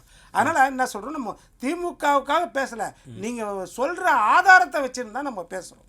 அதே மாதிரி வந்து இந்த பொதுக்குழுவில் வந்து மகிழ்ச்சி இல்லை பார்த்த உடனே அப்படின்னு சொன்னார். மகிழ்ச்சின்றது என்னன்னா, கடந்த அக்டோபர் 9ஆம் தேதி 2022 சென்ட் ஜார்ஜ் நம்ம பச்சைபாஸ் காலேஜ் எதிர அங்கே தான் வந்து திமுக பொதுக்குழு கூட்டம் நடந்துச்சு. அந்த மேடையில் தான் ஆற்றாமையாக வெளிப்படுத்துகிறாரு முதலமைச்சர் ஸ்டாலின் அவர்கள். நான் காலையில் கண்ணு விழிக்கும் போதே யார் எந்த பிரச்சனையை பேசியிருப்பாங்களோன்னு பயத்தில் கண் விழிக்கிறேன், தூங்காமையே இருக்கிறேன்னு சொல்லும் பொழுது எல்லாரும் வருத்தத்தில் இருந்தாங்க, ஒருவரை தவிர. மேடையில் சிரிச்சிட்டே இருந்தார் பொன்முடி. இப்போ அந்த மாதிரி சிரிப்பை எதிர்பார்க்குறாரா? அதனால் அது வந்து நம்மளுக்கு விமர்சனம். நம்மளுக்கு என்னென்னா தீர்மானங்கள் என்ன இருக்குது, அதிமுக தீர்மானங்கள் இருக்குது, திமுக தீர்மானங்களும் இருக்குது. இப்போ திமுக தீர்மானங்களில் வந்து அதிமுகவை கண்டித்து போடப்படக்கூடிய தீர்மானங்கள். இப்போ மத்திய அரசை வந்து மென்மையாக கடைபிடிச்சாங்களா அப்படின்றத நீங்கள் சொல்கிறீங்க. 3வது வாக்குறுதியே, 3வது தீர்மானமே மிக்ஜாம் புயலில் என்ன நடந்தது அப்படின்றத சொல்லிட்டு அதுல தீர்மானத்தில் போடுறாரு, புயலின் தாக்கத்தால் ஏற்பட்ட பாதிப்பில் இருந்து மக்களை காப்பாற்றி அவர்களுக்கு புனர்வாழ்வு அளிக்க வேண்டிய கடமை மத்திய அரசுக்கும் உண்டு என்பதை உணர்ந்து தேவையான நிதி உதவியை தமிழ்நாட்டிற்கு வழங்க முன்வர வேண்டும் என்று மத்திய அரசை இப்பொதுக்குழு வலியுறுத்துகிறது. தெளிவா சொல்றாரு. அதே மாதிரி பேசும்போது சுரேஷ் நீங்க சொன்ன மாதிரி சொல்றாரு, நான் நம்ம முறைப்படி கேட்டாலே மத்திய அரசு ஒன்றும் கொடுக்காது சொல்றாரா இல்லையா? விமர்சனம் பண்ணாங்க. முறைப்படி கேட்டாலே மத்திய அரசு ஒன்றும் கொடுக்காது. நீங்க அவசரமாக அடுத்த நாளே போய் கேட்டீங்கன்னா புயல் வடியில அதோட தாக்கம் எந்த அளவுக்கு இருக்குது தெரியல. தென் மாவட்டங்கள் எல்லாமே கடல் போல நீர்ல மாட்டிட்டு இருக்குது. ஏரல் போன்ற பகுதியெல்லாம் முழுமையா அழிஞ்சிருச்சு. அரிசி ஆலைகள், வாழை, கரும்பு, விவசாய நெற்பயிர்கள் அத்தனையும் நாசம். அழிவு எந்த அளவுக்கு இருக்குதுன்னே தெரியாது. மீட்பு நடவடிக்கையே முடியல. அதுக்குள்ள நீங்க பிரதமர்கிட்ட நீங்க வந்து இந்த மாதிரி அமௌண்ட் கொடுன்னு சொன்னா எந்த அளவுக்கு கொடுப்பாங்க? அதற்கு அடுத்த நாள் தான் குழு வருது. 19ஆம் தேதி எடப்பாடி போய் பார்க்குறாரு, 20ஆம் தேதி குழு வந்து பார்க்குது, மத்திய அரசின் குழு வந்து ஆராயுது. அந்த நேரத்தில் இவர் டெல்லியில் இருக்கார். அப்போ 21ஆம் தேதி தான் வந்து பார்க்குறாரு. ஆனால் இப்போ அவர் சொன்ன மாதிரி உதயநிதி பார்த்தாரு, கனிமொழி பார்த்தாரு, இல்லைன்னு வட சென்னையில் இருந்த மாதிரி வட சென்னையில் நம்ம வந்து வட மாநிலங்கள் 4 மாநிலங்களை மீட்பு நடவடிக்கை ரொம்ப தொய்வாக இருந்துச்சு, நம்மளுக்கு தெரியும். ஆனால் தென் மாநிலங்கள் அந்த அளவுக்கு இல்லை. திமுக வந்து ஓரளவுக்கு செய்தாங்க, அமைச்சர்கள் இருந்தாங்க, இல்லைன்னு சொல்ல. முதலமைச்சர் இருந்திருந்தால் இன்னும் கூடுதலா மீட்பு நடவடிக்கை இருந்திருக்கும் அப்படின்றத நம்மளுக்கு என்ன ஒரு எதிர்பார்ப்பு. அவ்வளவுதான். முதலமைச்சர் அந்த நேரத்தில் இருந்திருந்தாருன்னா இன்னும் கொஞ்சம் கூடுதலா, இன்னும் கொஞ்சம் விரைவா நடந்திருக்குமே. இன்றைக்கும் கிட்டத்தட்ட 9 நாள் முடிஞ்சு. இதுல ஒரு சின்ன குறுக்கீடு, மணிப்பூர் விஷயம் பற்றி நம்ம பேசிகிட்டு இருந்தோம் சமீப காலமாக. அப்போது மணிப்பூர் விஷயத்தை பற்றி பேசும்போது ஏன் பிரதமர் மோடி அந்த இடத்துக்கு வரல அப்படின்னு ஒரு கேள்வி வந்து எல்லாருமே வச்சாங்க. அப்போ பாஜகலேருந்து என்ன சொல்கிறாங்க அப்படின்னா, எங்கள் உள்துறை அமைச்சர் அங்கே போயிருந்தார்ல, அப்புறம் எதுக்கு எல்லாத்துக்கும் பிரதமர் வரணுமா அப்படின்ற ஒரு கேள்வியை வைக்கிறாங்க. அப்போ இங்கேயும் இது அப்படி தானே? முதலமைச்சர் வந்து நீங்கள் சொல்ல மாதிரி வேற ஏதோ ஒரு இடத்துல போய் இருந்திருக்கிறாரு. இன்னொன்று டைம் கொடுத்தது வந்து மதியான டைம் கொடுத்து அதுக்கப்புறம் அந்த டைமை நைட்டுக்கு வந்து மாற்றினாங்க, நேரடியா இரவு போல. ஏன்னா நிதியமைச்சர் சொன்னாங்க போற போக்குல பாத்துட்டு போனாங்க. எனக்கும் தெரியும் இவர் எதுக்காக போனாரு. எல்லாருக்கும் தெரிஞ்ச விஷயம் என்னது, இண்டி கூட்டணி அதுதான் அவங்க வந்து முதல்ல டிசைட் இல்ல முதல்ல அதுதான் சொல்றேன். அந்த இடத்துல முதல்ல பிரதமரை பாக்குறதுக்கு தான் டைம் இருந்துச்சு. மதியானம் 2 மணி அளவு இருந்தத அவங்க நைட்டு 10 மணிக்கு மாத்தும் போது அவர் அடுத்த மீட்டிங்க்கு போயிட்டு போறதுல என்ன தப்புன்னு கேக்குறேன். நான் என்ன சொல்றேன்னா, நான் என்னன்னா இவர் எதுக்காக போனது, நம்ம ப்ரீ பிளான்ட் என்னது, அப்போ புயல் தாக்கம் கிடையாது, மழை வெள்ளம் கிடையாது, ஆமா ஏற்கனவே ஷெட்யூல்ல இருந்தது, அதற்கு போறார். அதாவது அந்த நேரத்துல பிரதமர் கிட்ட அப்பாயின்மெண்ட் கேட்கிறார். பிரதமர்கிட்ட அப்பாயின்மெண்ட் கேட்கும்போது முன் தயாரிப்போட போனோம். என்ன முன் தயாரிப்பு, அதிகாரிகள் குழு எத்தனை போயிருக்குது, எத்தனை பொறியியல் துறை நிபுணர்கள், நீர் மேலாண்மை துறை நிபுணர்கள் கூட போனாங்க, நீர் மேலாண்மை துறை அமைச்சர் போனாரா, NDR நேஷனல் டிசாஸ்டர் மேனேஜ்மெண்ட் அமைச்சர் KKSSR கூட போனாரா, யார் யார் கூட போனாங்க, எத்தனை அதிகாரிகள், IAS அதிகாரிகள் போனார்களா, தலைமைச் செயலாளர் போனாரா கூட. ஒருவேளை இந்தியா கூட்டணி கூட்டத்துல மட்டும் கலந்துகிட்டு முதலமைச்சர் தமிழ்நாட்டுக்கு திருப்பி வந்திருந்தாருன்னா மற்ற எல்லாரோட பார்வை எப்படி இருந்திருக்கும்? இந்தியா கூட்டணிக்கு போனவர் அங்க போய் பிரதமரை சந்திக்க தெரியாதா அப்படின்னு ஒரு கேள்வி. அதுக்காக பார்த்தாருன்றீங்க இப்ப நீங்களே சொல்றீங்க. இல்ல போகல, அவர் அப்பாயின்மெண்ட் கேட்டு நான் பார்த்து அந்த விஷயத்த சொல்லிடணும் அப்படின்னு நினைச்சதும் தப்பு. இல்ல நான் என்ன சொல்றேன்னா, நீங்க தயாரிப்பு எந்த அளவுக்கு தயாரிப்பு, என்ன கேட்டீங்க, என்ன பேசுனீங்க, எந்த அளவுக்கு தயாரிப்போட போனீங்க, அடுத்த நிதி அமைச்சரை தொடர்ந்து பாத்தீங்களா, அதுக்கப்புறம் டிசாஸ்டர் மேனேஜ்மெண்ட் மினிஸ்டரை பாத்தீங்களா, அதுல போய் பாத்தீங்களா தொடர்ச்சி அதோட. அப்போ என்னன்னா, நீங்க போனது வந்து இந்தியா கூட்டணி பிரதானமா, அதற்கு போயிட்டு அப்படியே பார்த்துட்டு வந்தீங்க இல்லைன்னு சொல்ல. ஆனா என்னன்னா, இது இந்தியா கூட்டணி அவர் அவாய்டு பண்ணியிருந்தாருன்னா கொஞ்சம் நல்லா இருந்திருக்கும். எப்படின்னா அந்த கூட்டணி வந்து, ஏன்னா இங்க வந்து மக்கள் வெள்ளத்துல இருக்கிறாங்க அப்படின் போது அது அங்க இருக்கணும். இவருடைய மானசீகமான ஆதரவு அந்த மக்களுக்கு ஒரு தேர்தலுக்கு ஆறுதலுக்கு இருக்கணும் அப்படின்னு. இப்ப நீங்க மணிப்பூரை கம்பேர் பண்றீங்க, மணிப்பூர் வந்து பிரதமர் போயிருக்கணும் இல்லைன்னு சொல்லாது, கண்டிப்பா அவர் அங்க போய் தான் இருக்கணும் இல்லைன்னு சொல்ல. அதற்கு சொன்ன காரணங்களும் இந்த காரணங்களும் வேற அப்படின்னு சொல்ல வர்றேன். அது வந்து கலவர பூமி, ஒரு கலவரம் நடக்கிற இடத்துல ஒரு பக்கமா போய் நிக்க கூடாதுன்ற எண்ணத்துல இருக்கலாம். இது வந்து ஆறுதல் தேர்தல் கொடுக்கிற இடம். இது வந்து இயற்கை சீரழிவு நடத்துற இடத்துல வந்து முதலமைச்சர் இருப்பாருன்னு எதிர்பார்ப்பாங்க. அதுதான். ஆனா என்னன்னா, அந்த நேரத்துல அந்த கூட்டணிக்கு போகாம இருந்திருக்கலாம், அதற்கு பிறகு கூட அவர் போயிருக்கலாம். அது ஒண்ணும் கிடையாது, அது ஒரு பெரிய விஷயம் கிடையாது. ஏன்னா இவர் வந்து அந்த கூட்டணியில பிரதான கட்சி, இவர் போலான்றதால கிடையாது, இவரோட ரெப்ரசன்டேட்டிவ் கூட போலாம். இவரை வச்சு தான் அந்த கூட்டணியும் இருக்குது. அந்த கூட்டணியில இந்திய கூட்டணியில முக்கியமான ஒரு அங்கம் திமுக. அதுவும் இல்லாமல் காங்கிரஸோட ரொம்ப ஒத்து போய் இணக்கம், மற்ற கட்சிகள் மாதிரி கிடையாது. மற்ற மம்தா பானர்ஜியோ நிதிஷ்குமாரோ காங்கிரஸ் கூட முரண்பாடு இருக்கிற ஒரு கட்சி. இவர் வந்து நெருக்கமான கட்சி. அந்த கூட்டணியில் முரண்பாடு இல்லாத ஒரு கட்சினா திமுக மட்டும்தான். அப்படி இருக்கிறாங்க. அப்படி இருக்கும்போது அங்க போயிருக்க வேண்டிய அவசியம் தவிர்க்கலாம் அப்படின்றத என்னுடைய கருத்து. ராஜகம்பீரன் சார், உங்களுக்கு சில கேள்விகள் வந்து அந்த இடத்துல ஏற்கனவே வந்து 2 பேருமே வச்சிருந்தாங்க. அதிவீர ராமபாண்டியனும் வச்சிருந்தாரு, வில்சன் சாரும் வச்சிருந்தாங்க. இந்த மென்மையான போக்கு அப்படின்றதெல்லாம் வந்து கிடையாது, வந்து வலியுறுத்தி தான் வந்து ரொம்ப ஸ்ட்ராங்காக தான் வந்து சொல்லியிருக்கிறாங்க அப்படின்றதையும் சொன்னார். அதே நேரத்தில் முதலமைச்சர் வந்து அந்த இடத்துல போயிருக்கணும் அப்படின்றது மக்களுடைய எதிர்பார்ப்பாக இருக்குது அப்படின்னு ஒரு பாயிண்ட்டையும் முன்வைக்கிறாங்க. அதுக்கு நான் மணிப்பூர் விஷயமையும் கூட வந்து மென்ஷன் பண்ணி சொல்லியிருந்தேன். உங்களுடைய பார்வை?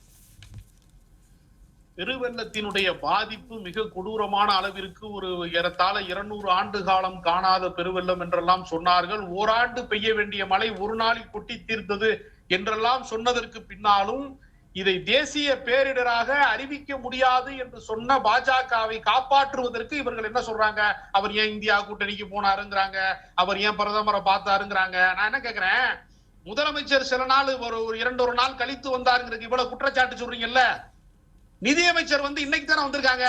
நீங்க என்னைக்காவது கேட்டீங்களா பாஜக இருந்து, ஏன் நீங்க வந்து பாஜகவை சேர்ந்தவர்கள் வந்து முதல்ல வரலன்னு நீங்க கேட்டீங்களா? கேட்கல. அப்புறம் மணிப்பூர் கலவரத்துக்கு ஏன் பிரதமர் போகலைங்கிறதுக்கு ரொம்ப பிரமாதமான ஒரு முட்டு கொடுத்தாரு அவரு. ரொம்ப சிறப்பான அவருடைய சிந்தனை நான் பாராட்டுறேன். ஏன்னா கலவரத்துல யாராவது ஒரு பக்கம் போய் நிக்க வேண்டி வரும்னு போகலையா பிரதமருக்கே தெரியாத ஒரு தகவல் அவர் சொல்லி இருக்கிறாரு. உண்மை என்னன்னா, பாஜக பற்ற வைத்த கலவரம், அவர்கள் பற்ற வைத்தார்கள், அவர்களால் அணைக்க முடியவில்லை. அதனால யாரு கலவரத்திற்கு காரணமானவர்களோ அவர்கள் அங்கே போனால் அவர்களுக்கு பாதுகாப்பு இருக்காதுங்கிறதுனால அவங்க போகல. அதுதான் உண்மையான காரணம். இந்தியா கூட்டணி கூட்டத்துக்கு போனதுல இவங்களுக்கு ஏன் இவ்வளவு வருத்தம் இருக்கிறது? இதற்கு நிச்சயமாக இவர்கள் நிவாரணம் தரமாட்டார்கள், இந்த அதற்கான தமிழ்நாட்டுக்கான நிதியை தரமாட்டார்கள் என்பதற்கான ஆட்சி மாற்றத்திற்கு அந்த கூட்டத்திற்கு போனது சரிதான். மறுநாள் பிரதமர் செஞ்சாரு, எல்லா உதவியும் கிடைச்சிருச்சா? தேசிய சொன்னாங்க முதல்ல, இப்பதானே சொல்லியிருக்கிறாங்க. காங்கிரஸ் ஆட்சியில இருக்கும்போது நிதி எப்பவாவது கேட்ட நிதியை கொடுத்திருக்காங்களா? ஏங்க இதுவா இந்த பிரச்சனைக்கு ஏங்க நான் என்ன கேக்குறேன்னா காங்கிரஸ்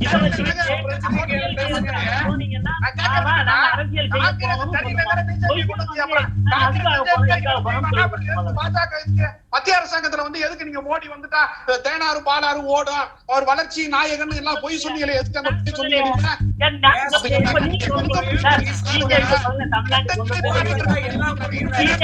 அதிவீரமணியன் அவர் பேசிட்டோம், ராஜகம்பீரன் பேசிட்டோம்.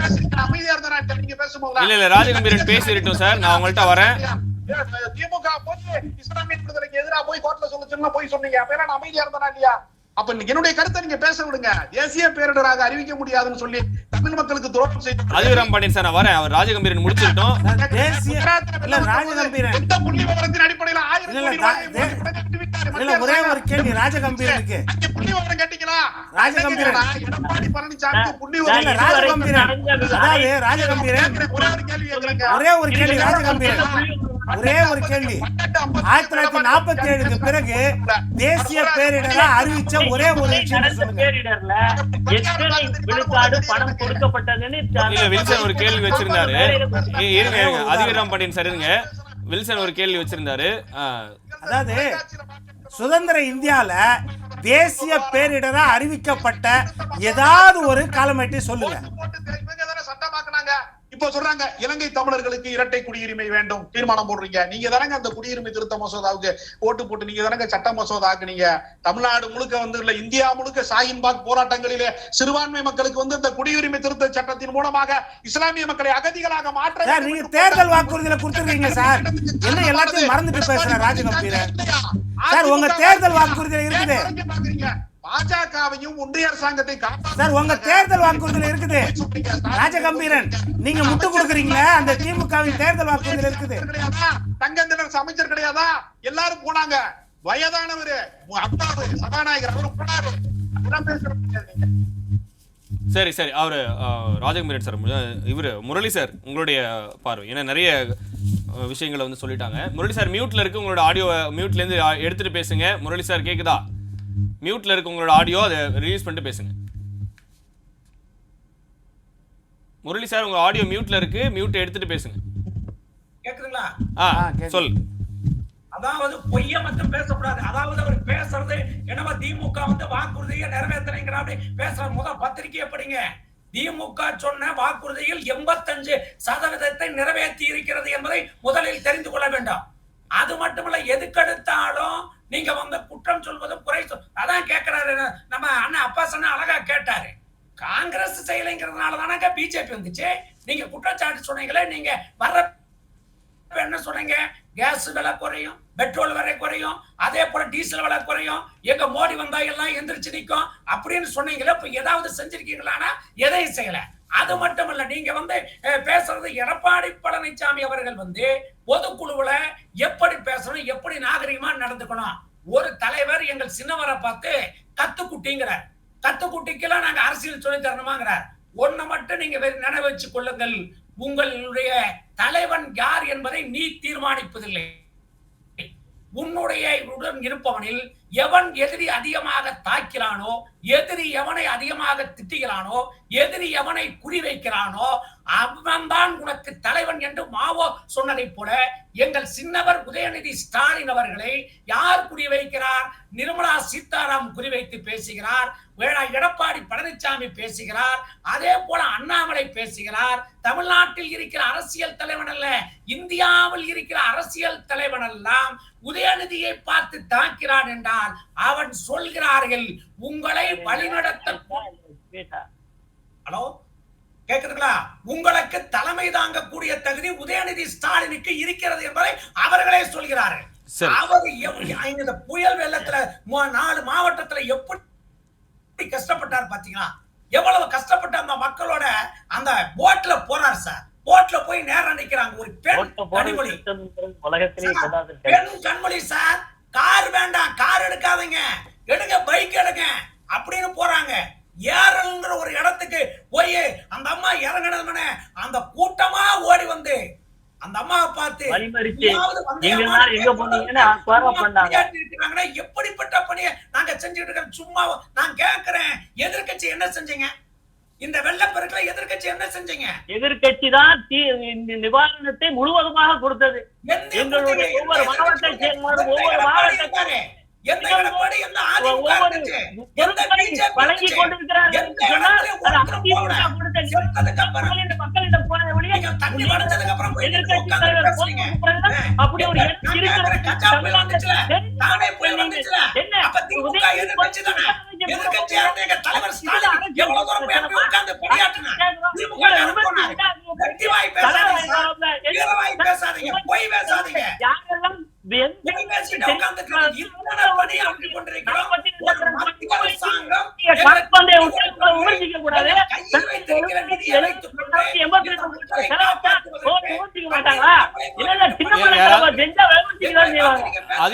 இருக்கட்டும். இருங்க முரளி முடிச்சிட்டோம். கேட்க மாட்டேங்குது.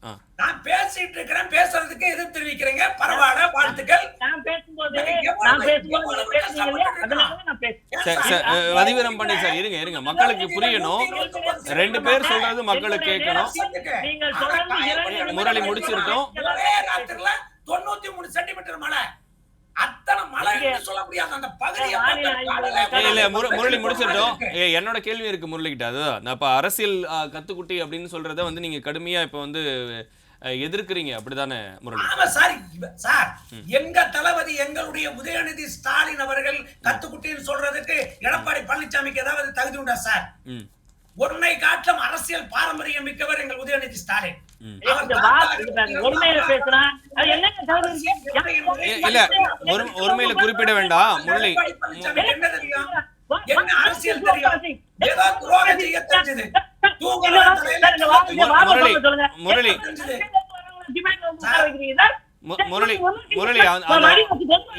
இல்ல அதிவிராம் பண்ணி சார், நான் பேசிட்டு தான் இருக்கேன் சார். இருங்க சார், ஒரு நிமிஷம் நான் சொல்றேன் அவர்கிட்ட. சார் அவர்கிட்ட நான் சொல்றேன், நீங்க இருங்க நான் சொல்றேன். அவர் அதை காதுல வாங்கிட்டாரு.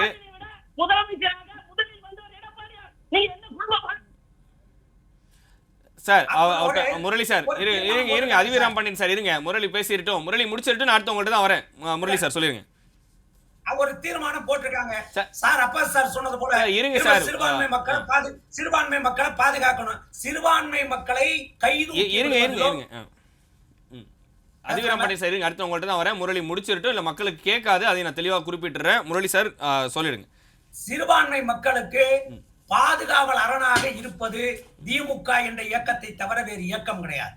எங்கள் பேரறிஞர் பெருந்தகை அண்ணா அவர்கள் தான் அழகாக சொன்னார், சிறுபான்மை மக்களாக இருக்கின்ற இஸ்லாமிய மக்களுக்கும் அதே போல திமுகவுக்கும் இருக்கிற உறவு என்பது தொப்புள் கொடி உறவு என்று சொன்னார். அதே போல திமுக காரர்களை இஸ்லாமிய சிறுபான்மை மக்கள் பார்த்தாலும், சிறுபான்மை மக்களை திமுக காரர்கள் பார்த்தாலும், தேர் திருவிழாவில் காணாமல் போன தாயும் குழந்தையும் சந்தித்துக் கொண்டால் எவ்வளவு மகிழ்ச்சியாக இருப்பார்களோ அப்படிப்பட்ட மகிழ்ச்சியோடு இருக்கக்கூடியவர்கள் திமுகவும் சிறுபான்மை மக்களும் என்று சொன்னார்கள். ஆனால் இப்பொழுது அவர் பிஜேபியை விட்டு கீழே விட்டு வெளியே வந்த பிறகு ஏதோ அவர் வந்து விட்டார், சிறுபான்மை மக்களுடைய ஓட்டு போய்விடும், அதனால் தளபதி ஸ்டாலின் என்னை கண்டு பயப்படுகிறார் என்று நான் கேட்கிறேன். எங்கள் தளபதி ஸ்டாலின் உன்னை கண்டா பயப்படுகிறார். உங்க அம்மா ஜெயலலிதாவை கண்டே நாங்கள் பயக்காதவர்கள், உங்கள் தலைவர் எம்ஜிஆரை கண்டே பயப்படாதவர்கள். ஏன் இன்னும் சொல்ல போனால் முப்படை வைத்திருக்கிற மத்திய அரசாங்கத்தை கண்டே பயப்படாத இயக்கம் திமுக. திமுக காரனுக்கு பயம் என்பது கிடையாது. ஒருவேளை அவன் பயந்தால் அவன் திமுக காரனாக இருக்க முடியாது என்பதுதான் எங்கள் வரலாறு. உங்களை போல போய் உட்கார்ந்துகிட்டு நேற்று வரலும் மோடி ஆட்சியை காப்பாத்திக்கணும். அவர் ரொம்ப கடுமையா எடப்பாடி பழனிசாமி கடுமையா விமர்சிச்சிருக்கிறாரு. கமிஷன் கலெக்ஷன் கரப்ஷன்ல ரொம்ப தீவிரமா இருக்கிறாங்க திமுக அப்படின்னு சொல்லிட்டு தொடர்ந்து வந்து ஒரு பெரிய குற்றச்சாட்டை வந்து முன் வச்சிருக்காரு. எல்லா இடத்துலயும் ஊழல் செய்யக்கூடிய கட்சியா திமுக இருக்கு அப்படின்ற குற்றச்சாட்டை எடப்பாடி வச்சிருக்காரு. ஊழலுக்காக தண்டனைப்பட்டு சிறைக்கு சென்ற ஒரே தலைவி புரட்சி தலைவி என்று அவர்களால் சொல்லப்படுகிற ஜெயலலிதா. ஊழலுக்காக ஒரு முதலமைச்சர், இந்தியாவிலேயே ஜெயிலுக்கு தண்டனை வாங்கிய முதலமைச்சர் ஜெயலலிதா. அவர்களுடைய கட்சியினுடைய சின்னம்மா என்று சொல்லப்பட்ட சசிகலா. நீங்க தான் ஊழல்வாதிகளை தவிர நாங்கள் ஊழல்வாதி இல்ல. ஏதோ ஒரு பொன்முடி மீது ஒரு வழக்கு வந்து விட்டது, ஒரு நீதிபதி தீர்ப்பு சொல்லிவிட்டார் என்பதனால் எங்கள் மீது நீங்கள் சொல்கிறீர்கள்.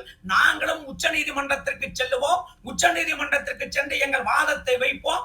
இது சங்கிகளினுடைய சதி என்பதை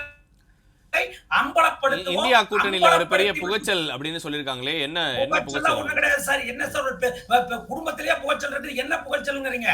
ஒண்ணும் புகைச்சல்லாம் எதுவுமே கிடையாது. எல்லாம் சரியா போகுது.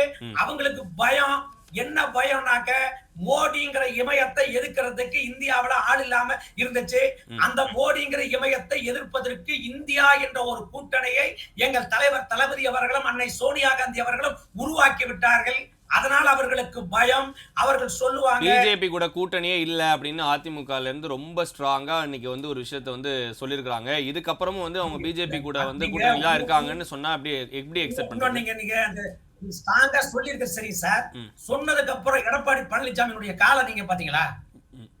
பேசுறப்ப இனிமேல் பிஜேபியோட கூட்டு இல்லை அப்படின்னு சொன்னதுக்கு அப்புறம் கால் மட்டும் நடுங்குச்சு. நீங்க காலை பாத்தீங்களா? கால் மட்டும் ஏன் நடந்துச்சு? நீங்க காலை பாத்தீங்களான்னு கேட்டேன். என்ன நடக்க போகுதோ, நாளைக்கு நம்ம உள்ள போறோமா? இல்ல பிரேம் வந்து அவரோட நெஞ்சு வரைக்கும் தான் வச்சிருந்தாங்க, காலை யாரும் பாக்கல. உள்ள போறோம்னு பயம். இன்னொன்னு அழகா பெரியார் தான் ஒண்ணு சொல்லுவாருங்க, புலி காட்டிலும் புலி வேஷம் போட்டவன் தான் அதிகம் கத்துவானா. ஏன் தெரியுங்களா? புலிய காட்டிலும் புலி வேஷம் போட்டவன் அதிகம் ஏன் கத்துவானா? வேஷம் வந்து வெளிப்பட்டு விடக்கூடாதுங்கிறது அவனுக்கு பயத்தினால தான் புலிங்கிற போல கத்துவானா. அது போலதான் எடப்பாடி பழனிசாமி பொதுக்குள்ள கத்தியிருக்காரு தவிர, நான் ஒரே ஒரு விஷயத்த நான் சொல்றேன் கேட்டுக்குங்க. நான் தடகணத்துல சொல்லல, அகந்தையில் சொல்லல, நான் வீதியில் நின்று பேசக்கூடிய ஒரு பேச்சாளன் என்ற அடிப்படையில் சொல்லுகிறேன். தமிழ்நாட்டு அரசியல் ஒன்னும் பாயிண்ட் சொல்லாம மேடையில பேசுற மாதிரி பேசுவீங்க. கால் நடுங்குச்சு, கை நடுங்குச்சுன்னு சொல்லுகிறேன். ரயில்ல புள்ளி விவரத்தோட பேசுங்க சார். சொல்றேன் கேளுங்க. ரயில்ல பயணம் ஏதாவது புள்ளி விவரத்தை சொல்லுங்க. அதை விட்டுட்டு மேடையில பேசுற மாதிரி பேசிக்கிறீங்களா? எல்லா இடங்களும் பார்க்கிற பொழுது எல்லாரும் சொல்கிற அடுத்த வார்த்தை, இனிமேல் தமிழ்நாட்டின் நிரந்தரம் உங்கள் தளபதி ஸ்டாலின் என்றுதான் சொல்கிறார்கள். அந்த உதறல் தான் இப்ப எடப்பாடி பழனிசாமிக்கு வந்துருச்சு. சரி, நான் அதிவீரம் பாண்டியன் சார், உங்களோட இறுதி கருத்து. அதாவது இவ்வளவு நேரம் நான் அமைதியா இருந்தேன், நீங்க அதே மாதிரி அமைதியா இருக்கணும். இல்ல அவர் பேச மாட்டார். முரளி சார், உங்களோட அடுத்து உங்களோட இறுதி சுற்று வரும், நீங்க பேசலாம். இப்ப அதிவீரம் பாண்டியன் உங்களோட இறுதி கருத்து சொல்லட்டும். வந்து நாங்க வந்து அப்படி நாங்கெல்லாம் யாரை பார்த்து பயப்பட மாட்டோம், நாங்க வந்து பயங்கரமான ஆளு சொன்னாங்க. சொத்து வரியை உயர்த்தின உடனே நேரு வந்து என்ன சொன்னாரு? மத்திய அரசு அழுத்தம் கொடுத்தது, சொத்து வரியை உயர்த்தி இருக்கிறோம் சொன்னார்ல. அப்ப அவர் திமுக காரரா இல்ல வேற யாரும்? ஏன்னா பயந்தா திமுக காரன் கிடையாது. அப்ப திமுக இல்லாத ஒரு ஆலயம் அமைச்சரவையில வச்சு மின்சார கட்டணத்தை உயர்த்தினாங்க. ஏன் உயர்த்திட்டீங்கன்னு கேட்டோம். மத்திய அரசு சொல்லிச்சு, அழுத்தம் கொடுத்தது. அப்ப செந்தில் பாலாஜி இவங்க எல்லாம் திமுக காரங்களா இல்ல வேற யாருமா? அவங்களெல்லாம் எதுக்கு தெருவுல போறவங்க எல்லாம் கூப்பிட்டு அமைச்சராக்கி எதிர்பாராது? அப்போ நீங்க வந்து பயப்படாதாளா? சரி, இன்னொன்னு சொல்றேன். திமுக, நான் சொல்ற திமுக வந்து பேரறிஞர் பெருந்தகை அண்ணா இருந்த காலத்தில் குறிப்பிட்ட திமுக சொல்றேன். அவர் அந்த காலத்துல ஒண்ணு குறிப்பிட்டார, அந்த வாசகம் எல்லாம் பேரறிஞர் அண்ணா சொன்னது இஸ்லாமியர்களை குறித்து. அப்படி இஸ்லாமியர்களை கட்டுக்கோப்பாக வைத்திருந்த பேரறிஞர் அண்ணா சொல்வதற்கு 100% அவருக்கு தார்மீக உறுதி இருக்கிறது, அது உண்மை. ஆனால் கருணாநிதி இந்த கட்சியை கைப்பற்றிய பிறகு என்ன செய்தார் தெரியும்? அந்த இஸ்லாமிய இயக்கங்களை சிதறுண்டு உடைத்து, பேரறிஞர் அண்ணா காயிதே மில்லத்தினுடைய அந்த வழியில் வந்த இயக்கத்திற்கு எவ்வளவு ஆதரவு கொடுத்தாரோ அந்த கட்சியை உடைத்து இரண்டாக்கி அதிலே ஒருவரை கூட்டணி சேர்த்து இன்றைக்கு இஸ்லாமிய இயக்கங்கள் சிதறுண்டு கிடப்பதற்கு வித்திட்டவர் திமுக என்று நான் சொல்லல. காயிதே மில்லத் அவர்களுடைய பேரன் பத்திரிகைகளில் கொடுத்த பேச்சு இது திமுக. ஏன் 2009 ஆட்சி காலத்துல கிறிஸ்தவர்கள் நீங்கள் எங்களுக்கு ஒண்ணுமே செய்ய வேண்டாம்னு சொல்லி இடஒதுக்கீடுன்னு ஒண்ணு கொண்டு கருணாநிதியை திருப்பி கொடுத்துட்டு போனாங்களே, அது சிறுபான்மையினர் வேற எந்த உலகத்துல நடந்ததா? சிறுபான்மையினர் குறித்து சரி, சிறுபான்மையினர் மீது இந்த தாக்குதல், இந்த ஆயுள் தண்டனை கைதிகள்லாம் இருக்காங்களே, இந்த கலவரங்கள் யாருடைய ஆட்சி காலத்துல நடந்துச்சா? சட்டம் ஒழுங்கா பராமரிச்சிருந்தீங்கன்னா இன்றைக்கு கோவை இஸ்லாமியர்களுக்கும் இந்துக்களுக்குமான இந்த பரபரப்பு வந்திருக்குமா? அங்க கைவிட்டது யாரு? அவர்களை உள்ள கொண்டு வச்சிருப்பதற்கு காரணமா இருந்த ஆட்சி யாருடைய ஆட்சி? திமுக ஆட்சி தானே. அப்ப நீங்க என்ன இஸ்லாமியர்களுடைய தோழர்கள் சொல்றீங்க? இப்படி இஸ்லாமியர்களுக்கு நீங்கள் செய்தது முழுவதும் துரோகம். அதனால இந்த இஸ்லாமியர்களுக்கு நாங்க தான் செஞ்சோங்கிற பொய் இனிமேலும் எடுபடாது. அதே மாதிரி இன்னொரு விஷயம் சொல்றாரு, நாங்க அண்ணா கொள்கை பெரியாரை கொண்டு வந்தார், அண்ணாவை கொண்டு வந்தார்.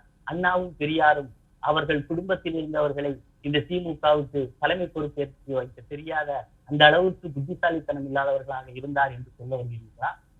கேட்டால் அவர்களுக்கு வாரிசு இல்லை, எங்களுக்கு இருக்கிறது, நாங்கள் வைத்துக் கொள்கிறோம். அப்படியே அண்ணா உங்களுக்கு சொல்லி கொடுத்துட்டு போனாரு.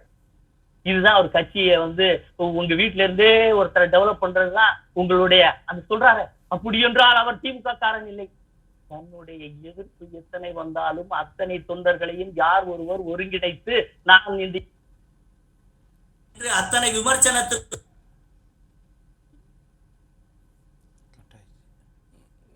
சரி, அதிவீரம் பண்ணியன் கட்டாக இருக்கிறாரு சார். உங்களோட ஆடியோ பிரச்சனை இல்ல சரியாயிடுச்சு. அப்படி ஒரு விமர்சனம் செய்யலாமா? முதல்ல யாரை பார்த்து நீங்க விமர்சிக்கிறீங்க? இத்தனை தடைகளும் ஏதோ வழக்கு தொடுப்பதால் அல்ல, ஏதோ வார்த்தை மாதிரி பேசுவதல்ல. ஒரு ஜனநாயக ரீதியாக ஒரு இயக்கத்தினுடைய தலைமையிடத்துக்கு வருவதற்கான போராட்டங்கள் இத்தனையும்.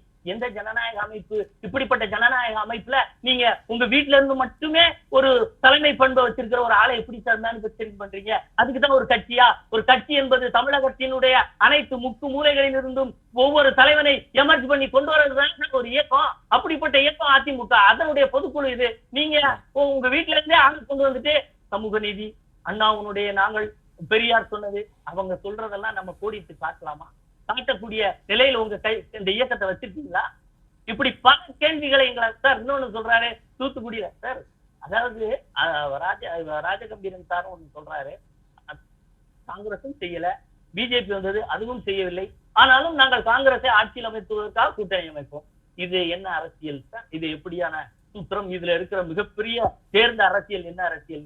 எனக்கு புரியலையே.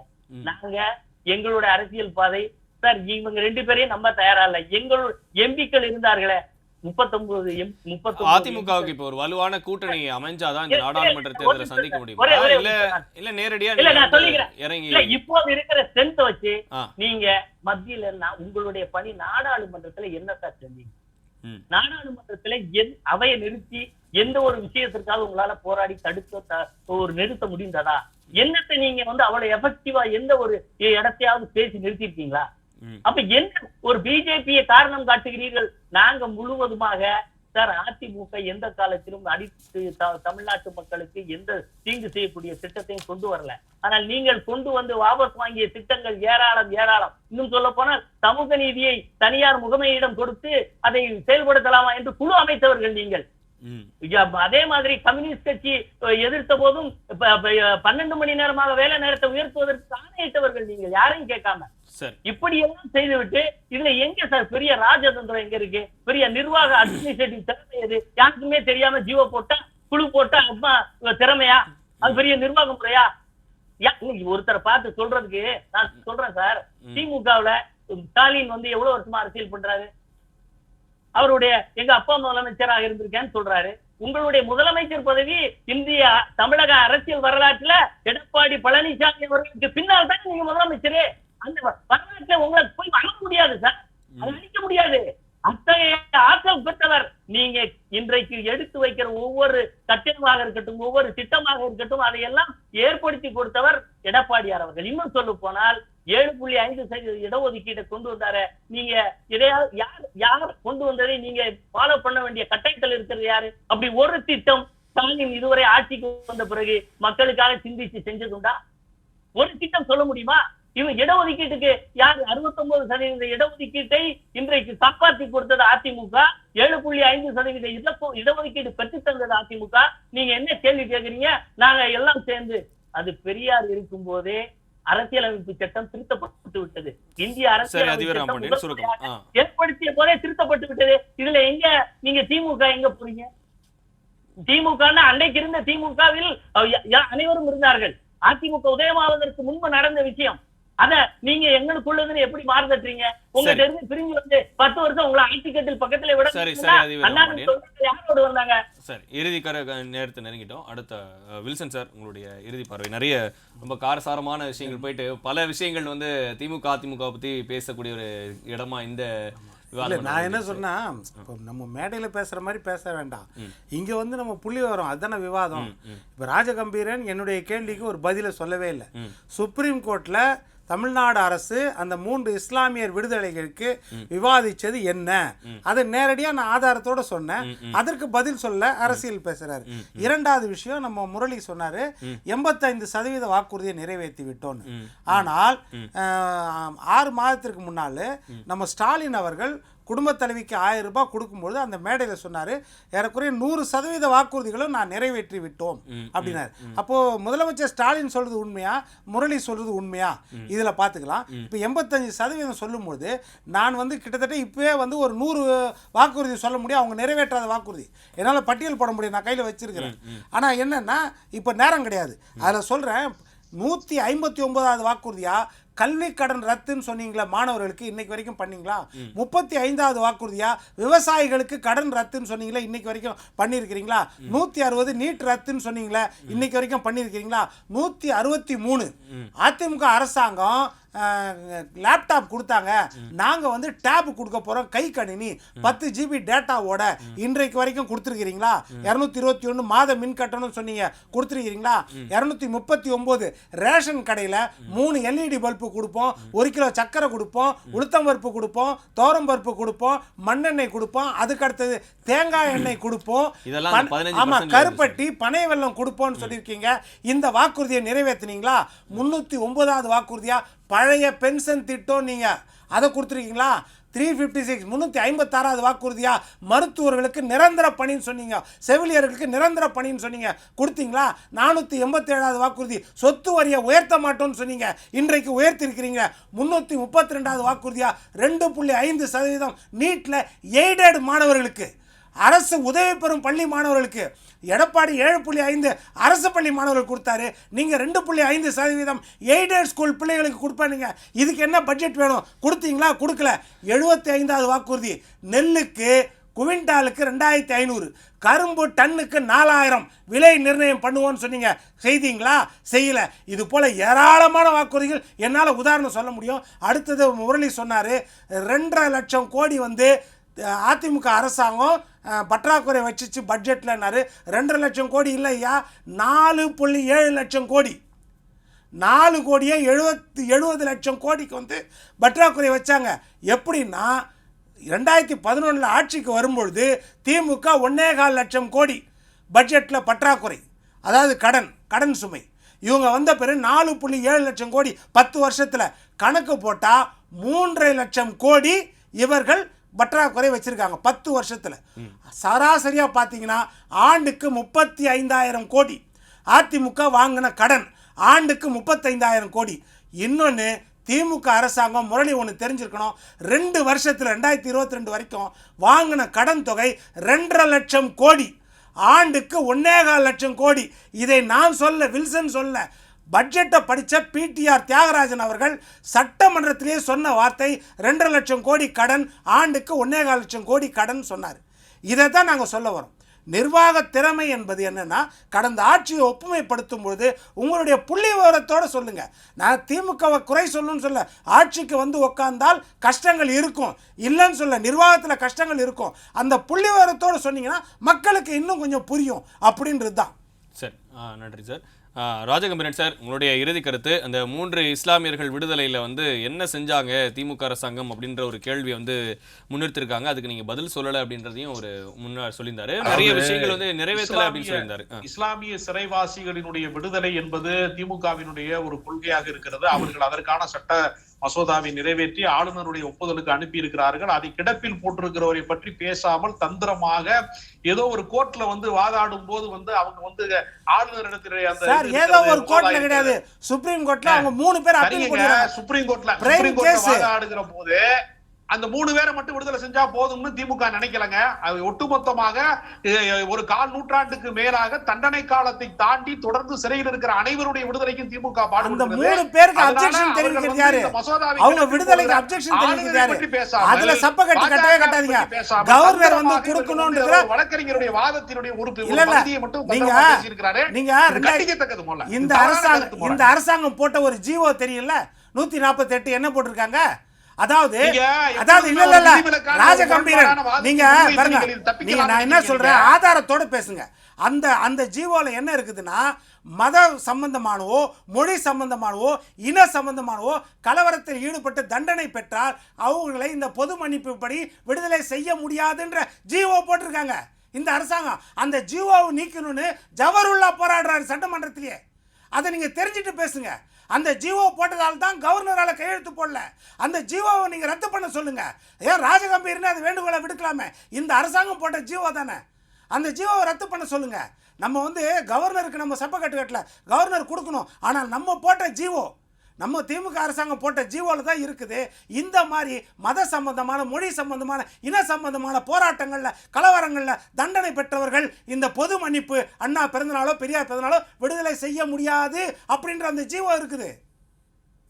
ராஜகம்பீரன் இல்ல, அவருடைய கருத்தை நான் ஏற்கிறேன். அப்படி ஒருவேளை வந்து அவர் சொல்லுகிற வாதத்தின் அடிப்படையில வந்து திமுக இருந்ததுன்னா அதற்கான விளக்கத்தை வந்து மனிதநேய மக்கள் கட்சி, ஜவஹர்லா போன்றவர்கள் தொடர்ந்து வாதாடுவாங்க. அதற்கான மாற்றத்தை திமுக ஏற்றுக்கொள்ளும். திமுக வந்து இப்ப 8 மணி நேர வேலையை திரும்ப ஏற்றுக்கொள்ளலையா? தன்னை திருத்திக் கொள்வதற்கு எப்பொழுதுமே திமுக தயாராக இருக்கும். பகிரங்கமாக ஒரு தவறு நடந்தால் அதை திருத்திக் கொள்வதற்கு திமுக தயங்காது எப்பொழுதுமே. அதனால நீங்க ஏதோ சிறுபான்மை மக்களுக்கு காவலர் போல பேசுவது என்பது கொஞ்சம் மிகைப்படுத்தப்பட்ட ஒரு நாடகமாக தெரிகிறது. ஆளுநரோ பாஜகவோ ஒரு நாளும் சிறுபான்மை மக்களுக்கு உரியவர்களாக இருந்ததில்லை. சிறுபான்மை மக்களை வந்து எரிக்கிற வேலையைத்தான் வந்து மணிப்பூர்ல செஞ்சுட்டு இருக்கீங்க. பாஜக வந்து சிறுபான்மை மக்களுக்கு எதிரான கட்சி என்பதை காப்பாற்றுவதற்காக இந்த மாதிரி சின்ன சின்ன முரண்பாடுகள், சின்ன சின்ன சட்ட திருத்தங்களிலே இருக்கக்கூடிய குறைபாடுகளை தந்திரமாக சுட்டிக்காட்டியதற்கு நன்றி தெரிவிக்கிறோம். அதை விரைவில் அதற்கான மாற்றத்தை திமுக செய்து தரும். அதற்காக போராடுவதற்கு சிறுபான்மை இயக்கங்கள் முன்னெடுக்கிறாங்க முயற்சியா. சரி, முரளி சார் உங்களுடைய இறுதி கருத்து.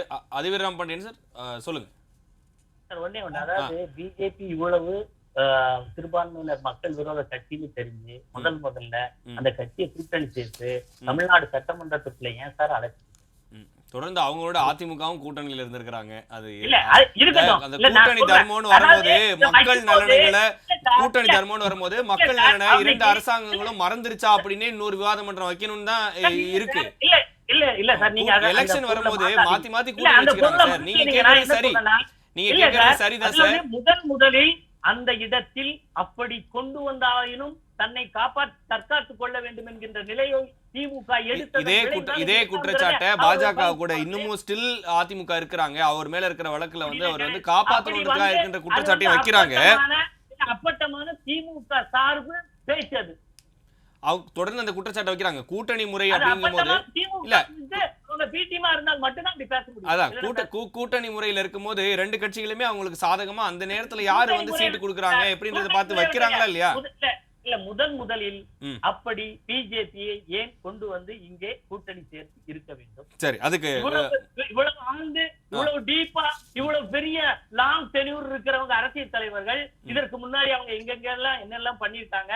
அப்போ குஜராத்ல நடந்த போது அது குஜராத் கலவரம், இது தமிழ்நாட்டு நிலை, அதனால பிஜேபி கூட நாங்க கூட்டணியில எதுவும் சொல்ல முடியாதுன்னு சொல்லக்கூடிய நிலை, இதையெல்லாம் அலசி ஆராய்ந்து இப்ப சொல்றாங்கல்ல, இது நீங்க சொல்றது நாடகம் தான்.